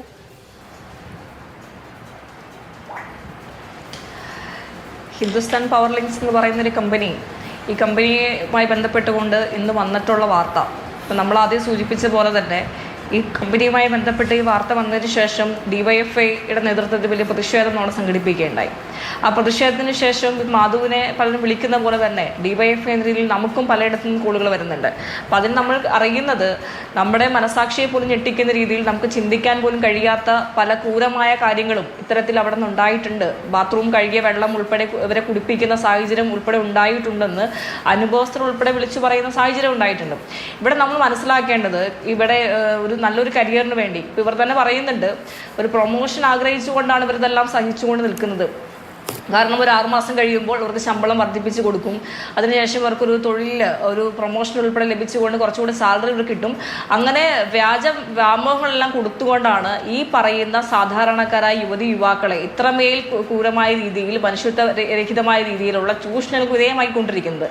ഇതിൽ നമുക്ക് കൃത്യമായി DYFI നമുക്ക് പറയാം, DYFI കൃത്യമായ നിലപാട് സൂചിപ്പിച്ചിട്ടുണ്ട്. കാരണം ഇത് ഈ യൂസഫ് അലി ഉൾപ്പെടെ സൂചിപ്പിച്ചതുപോലെ അഹങ്കാരത്തോടു കൂടി ഇത് ഞങ്ങളാരും തൊടില്ല എന്ന് വിചാരിച്ചു വിചാരിച്ചുകൊണ്ട് ഏതെങ്കിലും മുതലാളിമാർ ഇത്തരത്തിൽ മാർക്കറ്റിംഗ് മേഖലയെന്നല്ല ഏത് മേഖല എടുത്ത് പരിശോധിച്ചു കഴിഞ്ഞാലും ഞങ്ങളെ ആരും തൊടില്ല എന്ന് വിചാരിച്ചുകൊണ്ട് ഇത്തരത്തിൽ മനുഷ്യത്വരഹിതമായ രീതിയിലുള്ള പ്രവർത്തനങ്ങൾ നടത്തിക്കൊണ്ടിരിക്കുന്ന ഏത് മുതലാളിമാരാണെങ്കിലും നിങ്ങളെ ആരും തന്നെ ഒരു നിയമ നടപടിയുടെ ഭാഗമായി നിങ്ങൾ കൃത്യമായ രീതിയിൽ കേരളം ഭരിച്ചുകൊണ്ടിരിക്കുന്ന കേരളമാണ്, അതുകൊണ്ട് തന്നെ കൃത്യമായ നിയമ നടപടി ഉണ്ടാകും. അതുകൊണ്ട് ഒരാളും ഇതിന്റെ ഭാഗമായി രക്ഷപ്പെട്ടു പോകാമെന്ന് വിചാരിച്ചുകൊണ്ട് ഒരു മുതലാളിമാരും ഇരിക്കേണ്ട. ഇത് തന്നെയാണ് കൃത്യമായ ഡിവൈഎഫിന്റെ നിലപാട്. കൃത്യമായ അന്വേഷണം നടത്തിക്കൊണ്ട് ഇതുമായി ബന്ധപ്പെട്ടിട്ടുള്ള മുഴുവൻ ആളുകളെയും, ഇതുമായി ബന്ധപ്പെട്ടുള്ള ഏതൊക്കെ ഭാഗങ്ങളിൽ ഏതൊക്കെ മേഖലയിലും ആളുകൾ ഇതിൽ ഉൾപ്പെട്ടിട്ടുണ്ടോ അവരെല്ലാവരും നിയമത്തിന് മുന്നിൽ കൊണ്ടുവരണം. ഇതിൽ ആരൊക്കെ ഇതുമായി ബന്ധപ്പെട്ട് ഉൾപ്പെട്ടിട്ടുണ്ട്? ഇവിടെ കേന്ദ്ര സർക്കാരിന് തന്നെ, കേരള സർക്കാരിന് തന്നെ കൃത്യമായ ഒരു പോലീസ് നയമുണ്ട്, ജനാധിപത്യപരമായ നയമുണ്ട്. അതിന് വിരുദ്ധമായി ആരെങ്കിലും പ്രവർത്തിച്ചിട്ടുണ്ടെങ്കിൽ അവർ ഉൾപ്പെടെ നിയമത്തിന് മുന്നിൽ വരണം. അത് തന്നെയാണ് ഡിവൈഎഫ്ഐയുടെ നിലപാടെന്ന് പറയുന്നത്. നമുക്ക് വിചാരിക്കുകയാണ് ഇപ്പോ 2009 മുതൽ ഇങ്ങോട്ട് നിരന്തരമായി ഇപ്പൊ നമ്മുടെ മുന്നിൽ ഒരാൾ പറഞ്ഞതുകൊണ്ടാണ് ഈ സംഭവങ്ങൾ നടക്കുന്നുണ്ട്. ഇപ്പൊ നമ്മൾ കേരളമാണ് എന്ന് പറയുമ്പോൾ ഈ കേരളത്തിലാണ് ഇത് നടന്നുകൊണ്ടേയിരുന്നത്. ഇപ്പോഴിത് വാർത്തയായി വന്ന് നാട് മുഴുവൻ അറിഞ്ഞതുകൊണ്ട് മാത്രമാണ് നമുക്ക് എന്തെങ്കിലും ചെയ്യാൻ കഴിയുമെന്ന് നമ്മൾ വിചാരിക്കുന്നത്. ഇത്രയും കാലം ഇത്രയും യുവാക്കൾ അവരുടെ ജീവിതത്തിലെ ഏറ്റവും വലിയ വേദന അനുഭവിച്ചത്, ഏറ്റവും വലിയ ചൂഷണത്തിന് ഇരയായത് ഒക്കെ നമ്മളൊന്നും അറിയാതെ പോയി എന്നുള്ളതാണ് അവരുടെ. ഇത് നോക്കൂ, 4000 രൂപയ്ക്ക് ഒരു മാസം ശമ്പളം വാങ്ങി പട്ടിയെപ്പോലെ പണിയെടുക്കുന്ന മനുഷ്യരുടെ കയ്യിലേക്ക് ലഹരി പൊതി വെച്ചു കൊടുക്കാൻ ആളുകളുണ്ട് ഈ നാട്ടിൽ. ഈ ഉറങ്ങാതിരുന്ന് പണിയെടുത്ത് 10-30 കിലോമീറ്റർ നടന്ന് ഓരോ വാതിലും പോയി മുട്ടി വിളിച്ച് ആ വാതിൽ തുറക്കുന്നവൻ്റെ അപ്പോഴത്തെ മൂഡ് എന്താണോ, അവൻ വിളിക്കുന്ന ചീത്ത എന്താണോ അത് കേൾക്കാൻ ബാധ്യസ്ഥരായി നിൽക്കുന്ന കുട്ടികളുടെ കയ്യിലേക്ക് ഇതൊന്നും വേണ്ട, നീ കവർ കൊണ്ട് അവിടെ കൊടുത്താൽ മതി, നിനക്ക് ഇത്ര രൂപ തരാൻ തയ്യാറാണ് എന്ന് പറഞ്ഞ് വലയിട്ട് വിരിച്ച് കൊണ്ടുപോകാൻ മാഫിയകളുണ്ട് ഇവിടെ. അവിടെയാണ് ഈ തൊഴിൽ ചൂഷണം നടക്കുന്നത് എന്നുള്ളത് കൂടി ആലോചിക്കണം. ഈ അപമാനം സഹിക്കേണ്ട, ഈ ഭേദ്യം സഹിക്കേണ്ട, ഈ ബുദ്ധിമുട്ടുകൾ സഹിക്കേണ്ട, ഈ പീഡനം സഹിക്കേണ്ട എന്ന് വിചാരിക്കുന്ന പ്രായത്തിലാണ്. +2 ഒക്കെ കഴിഞ്ഞു പോകുന്ന കുഞ്ഞുങ്ങളാണ്. അവർക്ക് വിവേചന ബുദ്ധി എത്രത്തോളം ഉണ്ടാകുമെന്നറിയില്ല. അനുഭവിക്കേണ്ടി വരുന്നത് ഇത്ര വലിയ മാനസിക പീഡനമാണ്. അവിടേക്ക് ഇറങ്ങിപ്പോകാനും അവിടെ നിന്ന് ഇരകളെ കണ്ടെത്താനും മറ്റെത്ര തൽപര ശക്തികൾ നമ്മുടെ നാട്ടിലുണ്ട് എന്നതുകൂടി ആലോചിക്കണം, എന്നതുകൂടി നമ്മൾ ഓർത്ത് വെക്കണം. അല്ലെങ്കിൽ നമ്മൾ അതിൽ കൂടി ജാഗ്രത വെക്കണം. 10,000 രൂപയ്ക്ക്, 5,000 രൂപയ്ക്ക്, 4,000 രൂപയ്ക്ക് പണിയെടുക്കുന്ന കുട്ടികൾക്ക് ഇഷ്ടമുള്ളൊരു ഭക്ഷണം വാങ്ങി കഴിക്കാൻ തികയില്ലാതെ, ഒന്ന് ഫോൺ റീചാർജ് ചെയ്യാൻ തികയില്ലാതെ, ആ നിലയ്ക്ക് ആണ് നമ്മുടെ നാട്ടിലെ യുവത്വം അത് അനുഭവിക്കുന്നത് എങ്കിൽ അതിൽ കർശനമായൊരു ഇടപെടൽ ഉണ്ടാകണം. മിനിമം കൂലി എന്നൊക്കെ പറയുന്ന ഒന്ന് നിലനിൽക്കുന്ന നാട്ടിലാണ് ഈ പീഡനം നടക്കുന്നത് എന്നുള്ളതാണ്. സോയ, ഇനിയെങ്കിലും ഇതിപ്പോൾ നോക്കൂ, ഇന്നിപ്പോൾ ഡിവൈഎഫ്ഐയുടെ ഭാഗത്തുനിന്ന്, യൂത്ത് കോൺഗ്രസിന്റെ ഭാഗത്തുനിന്നൊക്കെ അവിടെ പ്രതിഷേധവും പ്രകടനവും ഒക്കെ നടക്കുന്നുണ്ട്. പക്ഷേ ഇതിനൊരു തുടർച്ച ഉണ്ടാവണം അല്ലേ? ഇങ്ങനെ ഒരു സ്ഥാപനം ഇവിടെ പ്രവർത്തിക്കില്ല ഇനി എന്ന്, അവിടെ തൊഴിൽ ചൂഷണം നടന്നിട്ടുണ്ടെങ്കിൽ അതുമായി ബന്ധപ്പെട്ട് അവിടെ പരിശോധനകൾ ഉണ്ടാകുമെന്ന്, എണ്ണി മറുപടി പറയിക്കുമെന്ന്, ഉറങ്ങാതെ ഇരുന്നും പട്ടിണി കിട്ടും, പട്ടിയെ പോലെ നടത്തിച്ചും കൊണ്ടുവന്ന കിട്ടിയ കോടിക്കണക്കിന് ലാഭം അതിന് കണക്ക് പറയുമെന്ന് ഉത്തരവാദിത്തപ്പെട്ടവർ ഉറപ്പുവരുത്തണ്ടേ? തീർച്ചയായും ഇന്ന് യൂത്ത് കോൺഗ്രസിന്റെ നേതൃത്വത്തിൽ ആ കമ്പനി ഉൾപ്പെടെ അവിടെ നിന്ന് ഒഴിപ്പിക്കുന്ന ഒരു സംവിധാനം ഇന്ന് യൂത്ത് കോൺഗ്രസിന്റെ ഭാഗത്തു നിന്നുണ്ടായി. തീർച്ചയായും ഇത്തരത്തിൽ തൊഴിൽ ചൂഷണം നടക്കുന്ന ഒരിടങ്ങളെയും വെച്ചുപൊറിപ്പിക്കാനുള്ള യാതൊരു മുന്നോട്ട് പോക്കും കേരളത്തിൽ അനുവദിക്കാത്ത വിധം അത്തരം സമരങ്ങളെ യൂത്ത് കോൺഗ്രസ് ഏറ്റെടുക്കുമെന്നുള്ള കാര്യത്തിൽ യാതൊരു സംശയവുമില്ല. പിന്നെ ഈ പറയുന്നത് പോലെ ഇത് നാം വിചാരിക്കുന്നതിനപ്പുറത്തേക്കുള്ള ചില കാര്യങ്ങളാണ്, അല്ലെങ്കിൽ നാം ചിന്തിക്കുന്നതിനപ്പുറത്തേക്കുള്ള. അത് തുടർച്ചയായി ചോദിക്കുന്നുണ്ടായിരുന്നല്ലോ, നമ്മളിത് അറിയുന്നത് എങ്ങനെ, നമ്മളിത് അറിയാത്തത് എന്തുകൊണ്ട് എന്ന് നമ്മൾ ചോദിക്കുമ്പോൾ ഇവർ എഴുതി കൊടുത്ത പരാതികൾ ഇവിടെ നിലനിൽക്കുന്നു, അവർ പറഞ്ഞു വെച്ചിട്ടുള്ള പരാതികൾ ഇവിടെ നിലനിൽക്കുന്നു. അത്തരത്തിലുള്ള കാര്യങ്ങൾക്കൊന്നും യാതൊരു വിധത്തിലുള്ള പോസിറ്റീവ് റെസ്പോൺസും ഇല്ലാതിരുന്നത് തന്നെയാണ് നമ്മളൊക്കെ അറിയാതെ പോയത് എന്നുള്ളതിൻ്റെ ആദ്യത്തെ കാരണം. പിന്നെ നാം ചിന്തിക്കുന്നതിനപ്പുറത്തേക്ക് ഈ കുഞ്ഞുങ്ങളെ, പ്രത്യേകിച്ച് ഞാൻ നേരത്തെ പറഞ്ഞു 15,000 പെൺകുട്ടികൾ അടക്കമുള്ള ആളുകൾ, ഇവരെങ്ങനെയാണ് ജീവിതത്തെ മനസ്സിലാക്കുന്നത്, ജീവിതത്തെ കാണുന്നത് എന്നുള്ളതിൻ്റെ ഒരു ആഗ്രഹത്തെ, മനുഷ്യൻ്റെ ഏറ്റവും ജീവിതത്തിൽ നാളെ എന്തെങ്കിലുമൊക്കെ ആവാം, അല്ലെങ്കിൽ ഇതുപോലെ മുന്നോട്ട് പോകാം എന്നുള്ള ഒരു ആഗ്രഹത്തെ ഒക്കെ എത്രത്തോളം ഇൻസെക്യൂർ ആണ് ഇവിടുത്തെ ഓരോ യുവാവും എന്നുള്ളതിൻ്റെ സൂചന കൂടിയാണ് നമുക്ക് തരുന്നത്. മാധു പറഞ്ഞു വെച്ചല്ലോ, പിന്നെ യൂസഫിനെ പോലെയുള്ള അല്ലെങ്കിൽ അതുപോലെയുള്ള ഏറ്റവും നിഷ്കളങ്കരായ കുട്ടികൾ 5,000 രൂപയ്ക്കും ഇന്ന് 4,000 രൂപയ്ക്കും 5,000 രൂപയ്ക്കും പണിയെടുക്കുന്ന കുഞ്ഞുങ്ങളെ നിങ്ങൾക്ക് കണ്ടെത്താൻ കഴിയുമോ? കണ്ടെത്താൻ കഴിയില്ല. കാരണം ഈ പറയുന്നത് പോലെ ഇതിനേക്കാൾ എത്രയോ എളുപ്പമാണ് ഒരു MDMA പൊതി ഒരു സ്കൂൾ കുട്ടിയുടെ കയ്യിൽ കൊണ്ടുവന്ന് കൊടുക്കുന്നത് എന്ന് ചിന്തിക്കുന്ന യുവാക്കളാണ് കേരളത്തിലുള്ളത്. അപ്പൊ എങ്ങനെയാണ് ആ കുട്ടികൾ അങ്ങോട്ട് പോകുന്നത് എന്നുള്ളതിന്റെ ഒരു കാരണം കൂടി ഇതാണ്. ഇപ്പൊ നമ്മൾ ലഹരി വ്യാപനത്തെ പറ്റി സംസാരിക്കുന്നു, വിമുക്തിയെ പറ്റി സംസാരിക്കുന്നു. അപ്പോൾ ഇതിന്റെയൊക്കെ അടിസ്ഥാനപരമായ കാരണങ്ങളിൽ ഈ തൊഴിലില്ലായ്മയും തൊഴിൽ ചൂഷണവും ഒക്കെ വളരെ കൃത്യമായി തന്നെ നടക്കും. ഡിവൈഎഫ്ഐയുടെ പ്രതിനിധി വലിയ ആദർശ ശുദ്ധിയെ പറ്റിയൊക്കെ സംസാരിച്ചു, പോലീസ് നയം തിരുത്തപ്പെടേണ്ടതുണ്ടെന്നൊക്കെ സംസാരിച്ചു. ഏതെങ്കിലും തരത്തിൽ ഇത്തരത്തിലുള്ള കാര്യങ്ങൾ മുന്നോട്ട് പോകുന്നെങ്കിൽ അതിന് തീരുമാനമെടുക്കാൻ കെൽപ്പുള്ള ഒരു സർക്കാരാണ് ഇവിടെ നിൽക്കുന്നതെന്നൊക്കെ പറഞ്ഞു. അത്തരത്തിലുള്ള കാര്യങ്ങളൊക്കെ കേരളത്തിലെ പൊതുസമൂഹം കാണുന്നുണ്ട്, കേരളത്തിലെ യുവജന സംഘടനകൾ കാണുന്നുണ്ട്. നമ്മളിതൊക്കെ മനസ്സിലാക്കണം. ഈ 10-60ഓളം പരാതികൾ നിലനിൽക്കുമ്പോൾ പിന്നെ പോലീസ് സ്റ്റേഷനിൽ ചെന്നപ്പോൾ യൂസഫിനുണ്ടായ അനുഭവം യൂസഫ് നേരിട്ട് പറഞ്ഞു. ഇതുപോലെ ഈ 60 പരാതിക്കാരും ചെല്ലുമ്പോൾ പോലീസ് എങ്ങനെയാണ് പെരുമാറിയത് എന്ന് നമ്മൾ ചിന്തിക്കണം. അല്ലാതെ യൂസഫ് പോയപ്പോൾ മാത്രം അതൊരു ഒറ്റപ്പെട്ട സംഭവമാണ് എന്ന് വിചാരിക്കാനൊന്നും നമ്മളെ കൊണ്ട് കഴിയില്ല. എന്നതുപോലെ ഇതുപോലെയുള്ള പരാതികൾ വരുന്ന സമയത്ത് ആ വിവരം അല്ലെങ്കിൽ ആ പരാതി അങ്ങനെ ഒന്ന് സംഭവിച്ചിട്ടുണ്ട് നമ്മുടെ നാട്ടിൽ എന്നുള്ള വിവരമൊക്കെ എത്രയോ പോലീസുകാർ മാധ്യമങ്ങൾക്ക് കൈമാറി നൽകുന്നു, ഇങ്ങനെ സംഭവിച്ചിട്ടുണ്ടെന്ന് അടക്കം. പക്ഷെ ഇതവിടെ മൂടി വെക്കപ്പെടുകയാണ്. അതുപോലെ തന്നെ ഈ ഇത്രയും ലേഡീസ് അവിടെ വർക്ക് ചെയ്യുന്നുണ്ട്, അവര് മിക്കുള്ള ഒരു ഹൈ ക്വാളിഫിക്കേഷൻ. അതുപോലെ തന്നെ MBA പഠിച്ച BCom പഠിച്ച സ്റ്റുഡൻസ് ഒക്കെയാണ് അവിടെ ബേഗം തൂക്കി 25 കിലോ ബേഗം തൂക്കി ഈ ഫീൽഡിലൊക്കെ നടക്കുന്നത്.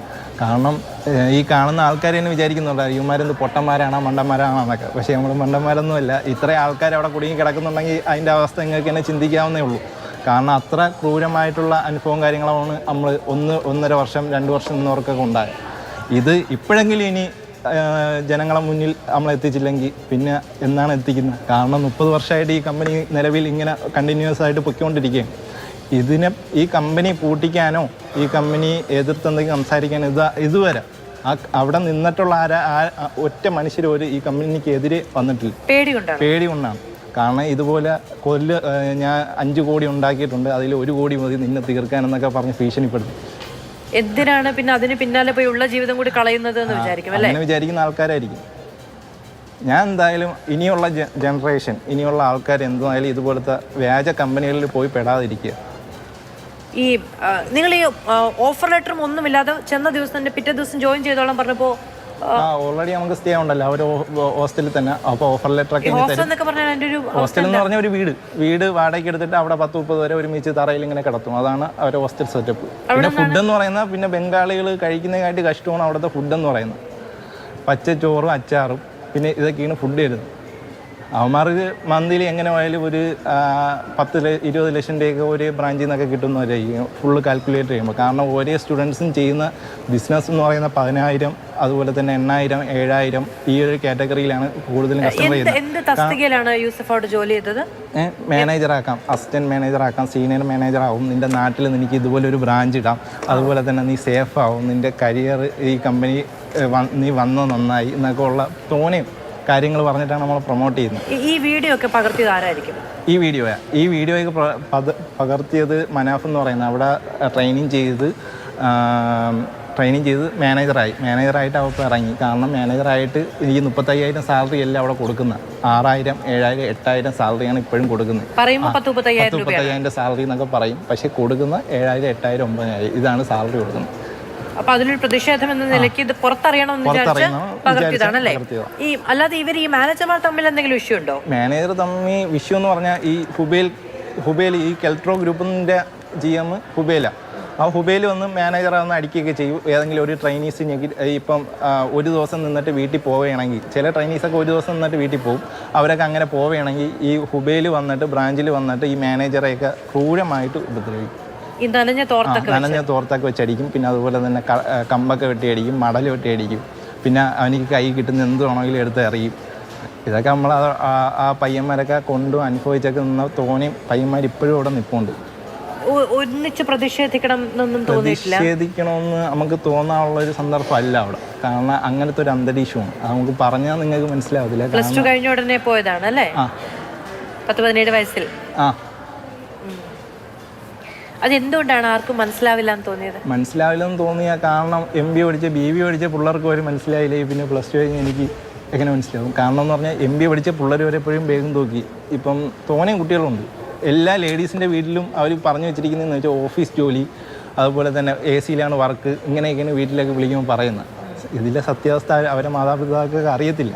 കാരണം അതുകൊണ്ടാണ് നമ്മൾ പെരുമാവൂർ സ്റ്റേഷനിൽ ചെന്നിട്ട് പറഞ്ഞ് സാറേ ഇതുപോലെ നമുക്ക് ഇന്ന ടൈമിൽ നമുക്ക് ഒരു റൈഡ് വയ്ക്കാം, എന്നിട്ട് നമുക്ക് അവിടെ ചെന്നിട്ട് ഓരോ സ്റ്റുഡൻസിനെ മാറ്റി നിർത്തിയിട്ട് സംസാരിക്കാം എന്ന് പറഞ്ഞത്.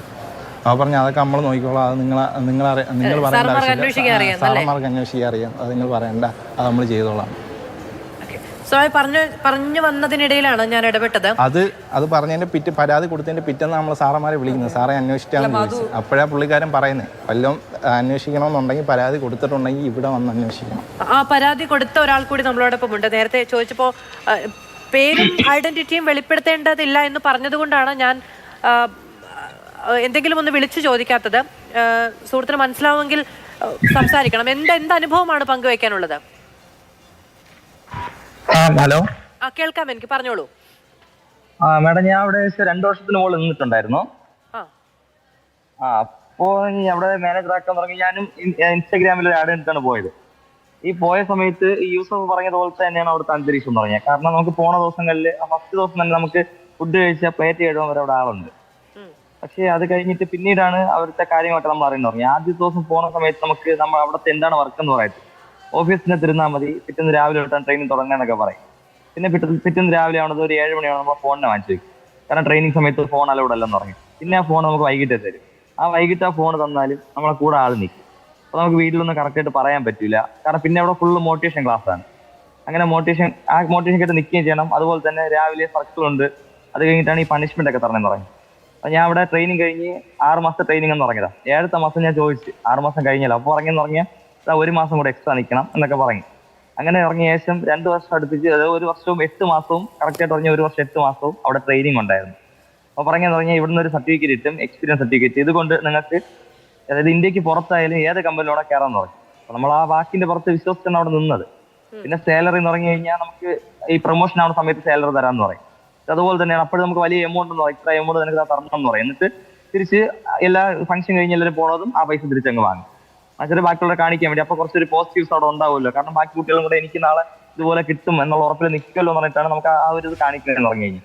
പിന്നെ ഈ ഹുബൈൽ എന്ന് പറഞ്ഞാൽ അതിപ്പോൾ പറഞ്ഞു കഴിഞ്ഞാൽ വെറും ഒരു ഏജന്റ് പോലെ മാത്രമാണ്. കാരണം ഹുബൈലിന്റെ കീഴിലാണ് നമ്മൾ നിന്നത്. അവിടെ അസിസ്റ്റന്റ് മാനേജർ ആക്കുന്നത്. പക്ഷേ ഒരു PF ഇല്ല. അത് നമുക്ക് വേറെ ഒരു നമുക്കായിട്ടെന്ന് പറഞ്ഞാൽ ഒന്നുമില്ല. അവിടെ ഏത് കമ്പനിയിലായാലും PF ഉണ്ടാവും. ഇവിടെ PF ഇല്ല. ജോലിക്കാരാണെന്ന് തെളിയിക്കുന്ന ഒരു രേഖയും ഇല്ലല്ലോ. ഒരു രേഖയില്ല. കാരണം ഒരു ഓഫർ ലെറ്റർ വന്നിട്ടില്ല. അങ്ങനെയാണ് അവിടെ തന്നെ. പക്ഷെ നമുക്ക് ഇതുപോലെ വിളിക്കാൻ പറഞ്ഞാൽ അവരെ സംസാരത്തിൽ നമ്മളങ്ങ് വീണ് പോകും. അത് അവിടുത്തെ സംസാരം എന്ന് പറഞ്ഞാൽ. കാരണം സംസാരിച്ച് നമ്മളെ വീട്ടുകാരെ കൺവിൻസ് ചെയ്താക്കി അത് ഇവിടെ നിന്ന് കഴിഞ്ഞാൽ ഇങ്ങനെയാണ് പ്രയോജനമുണ്ട് എന്നുള്ള രീതിക്ക് ആക്കിയെടുത്തിട്ട് പിന്നെ നമുക്ക് പുറത്ത് നമുക്ക് പറയാൻ പറ്റില്ല ഈ കാര്യം. കാരണം നമ്മൾ ഇപ്പം അവിടെ ഇതിപ്പോ കറക്റ്റ് ആയിട്ട് നമുക്കിപ്പോ അവിടെ ഇപ്പൊ പോലീസ് പോയാലും അല്ല ഇപ്പം ആരൊക്കെ ഇപ്പം കുറച്ച് ആൾക്കാർ ചേർന്ന് അവിടെ പോയി ചോദിച്ചാൽ കൂടി അവിടുത്തെ കുട്ടികൾ പറയൂല. കാരണം ഞാൻ നിന്ന സമയത്തും അവിടെ ഇതുപോലെ പുറത്തുനിന്ന് ആൾക്കാർ വന്നിട്ടുണ്ട്. അപ്പോൾ വന്നപ്പോൾ അവിടെ കുട്ടികൾ നമ്മൾ തുടങ്ങിയാൽ ഇവിടെ ഒരു പ്രശ്നമില്ലെന്ന് വേണം പറയാനായിട്ട്. കാരണം നഷ്ടം നിങ്ങൾക്കാണ്. ഇപ്പൊ ഇവിടെ ഇങ്ങനെ പറഞ്ഞ് ഇവിടെ ഇപ്പൊ നിങ്ങൾ തിരിച്ച് വീട്ടിൽ പോയാൽ ഇത്രയും വർഷം നിങ്ങൾ കമ്പനിക്ക് വേണ്ടി പണി ചെയ്തിട്ടുണ്ട്, നിങ്ങൾക്കൊന്നും നേടാൻ പറ്റിയില്ല, നഷ്ടം നിങ്ങൾക്കാണ്. അപ്പൊ അതിനനുസരിച്ചാണ് നിൽക്കാനായിട്ട്. അതുപോലെ ഇപ്പൊ ഇന്ന് അവിടെ പോയാൽ കൂടി അവിടുത്തെ കുട്ടികൾ അങ്ങനെ പറയും. ഇതിപ്പോ അറിയണോ കറക്റ്റായിട്ട് ചെയ്യണമെന്നുണ്ടെങ്കിൽ ഓരോ കുട്ടീനെ വിളിച്ച് നിർത്തി അവരെ വീട്ടിൽ വിളിച്ച് കാര്യം പറയും. ഇങ്ങനെയാണ് ട്രെയിനിങ് എന്ന് പറഞ്ഞു കഴിഞ്ഞാൽ വീട്ടുകാർക്ക് ഓക്കെ ആണെങ്കിൽ നിൽക്കട്ടെ, കുഴപ്പമില്ല. പക്ഷെ എല്ലാവരും ഞാൻ ഉൾപ്പെടെ വീട്ടിൽ പറയാനാണ് നിന്നിട്ടുള്ളത്. കാരണം 6 മാസം നിങ്ങൾ ഇതിന്റെ മാനേജർ പൊസിഷനിൽ വന്നിട്ട് അവിടെ നിന്ന് ഇറങ്ങി വന്ന ഒരാളാണല്ലോ. അപ്പോ എന്തുകൊണ്ടാണ് ഇയാൾക്കെതിരായ ഒരു പരാതിയും പരിഗണിക്കാതെ പോകുന്നത്? അല്ലെങ്കിൽ എങ്ങനെയാണ് ഇയാൾക്ക് ഇത്രയധികം ആളുകളെ ട്രാപ്പ് ചെയ്യാൻ പറ്റുന്നത്? കാരണം ഞാൻ അവിടെ നമ്മൾ മാനേജർ ആവുന്ന സമയത്ത് തന്നെ ഇപ്പം വെച്ചാൽ നമുക്ക് ട്രെയിനിങ് പീരീഡ് തന്നെ അവിടുത്തെ ശേഷം ഒരുപാട് ആൾക്കാരെ ഫോട്ടോ കാണിച്ചിരുന്നത്. ഇതൊക്കെ എന്റെ കൂട്ടം, ഇതൊക്കെ ഇവിടെ എറണാകുളത്തുള്ള പേര് കേട്ട ഗുണ്ടകളാണ്. അപ്പൊ നിങ്ങൾക്ക് ഒരു പ്രശ്നം വന്നു കഴിഞ്ഞാൽ ഇവർ നോക്കിക്കോളും, നിങ്ങൾ ഒന്നും നോക്കണ്ട, അങ്ങനെയൊക്കെയാണ് സംസാരിക്കണം. പക്ഷേ ഇത് തന്നെ നമ്മൾ അവിടെ നിന്ന് ഇറങ്ങിക്കഴിഞ്ഞാൽ നേരെ തിരിച്ചിരി. ഞാൻ അന്ന് കാണിച്ചിരുന്ന ഫോട്ടോയൊക്കെ ഓർമ്മയുണ്ടല്ല, അവന്മാരൊക്കെ വീട് കയറി പണിയും കമ്പനിക്കെതിരെ പ്രവർത്തിച്ച ഇങ്ങനെ പറഞ്ഞിട്ടാണ് ഭീഷണിപ്പെടുത്തി നിർത്തുന്നത്. അതുപോലെ തന്നെ അവിടുത്തെ ഫുഡ് എന്ന് പറഞ്ഞു കഴിഞ്ഞാൽ യൂസഫ് പറഞ്ഞല്ലേ, ബംഗാളിൽ കൊടുക്കുന്നതിനേക്കാളും ചോറും ഉപ്പും മുളക് പൊടിയും മാത്രമുണ്ട്. ഇത്രേ ആ ബ്രാഞ്ചിലുള്ളൂ. ഈ ഉപ്പും മുളക് പൊടിയും വെള്ളത്തിനോടെ ഒഴിച്ചിട്ട് ചോറിലൊഴിച്ച് കഴിക്കണം. ഇങ്ങനെ കഴിച്ച് ഒരുപാട് കുട്ടികൾക്ക് ശരീരത്തിന് അലർജി വരും. എനിക്ക് ശരീരത്തിന് അലർജി ഉണ്ട്. ഈ അലർജി വന്ന കേസ് പറയപ്പോൾ കൂടി വീട്ടിൽ വിട്ടില്ല. ഇപ്പം ഞാൻ വീട് എന്റെ കൈ ഒടിഞ്ഞായിരുന്നു. കൈ ഒടുങ്ങി ഞാൻ അവിടെ തൃപ്പൂണിത്തുറ ഹോസ്പിറ്റലിൽ പോയതാ. ഹോസ്പിറ്റലിൽ പോയപ്പോൾ MR സ്കാനിന് എഴുതി തന്നു. അത് കാണിച്ചപ്പോൾ എടുത്ത് പറഞ്ഞു അത് ആ സ്കാൻ റിപ്പോർട്ടിനെ അവർ കയറി കളഞ്ഞു. അത് ഈ ഹുബൈൽ എന്ന് പറഞ്ഞ ആള് കയറി കളഞ്ഞിട്ട് പറഞ്ഞു. ഹുബൈലും പിന്നെ അവിടുത്തെ അശ്വിൻ എന്ന് പറഞ്ഞൊരു മാനേജറുണ്ട് ഇവിടെ കോഴിക്കോടുള്ള.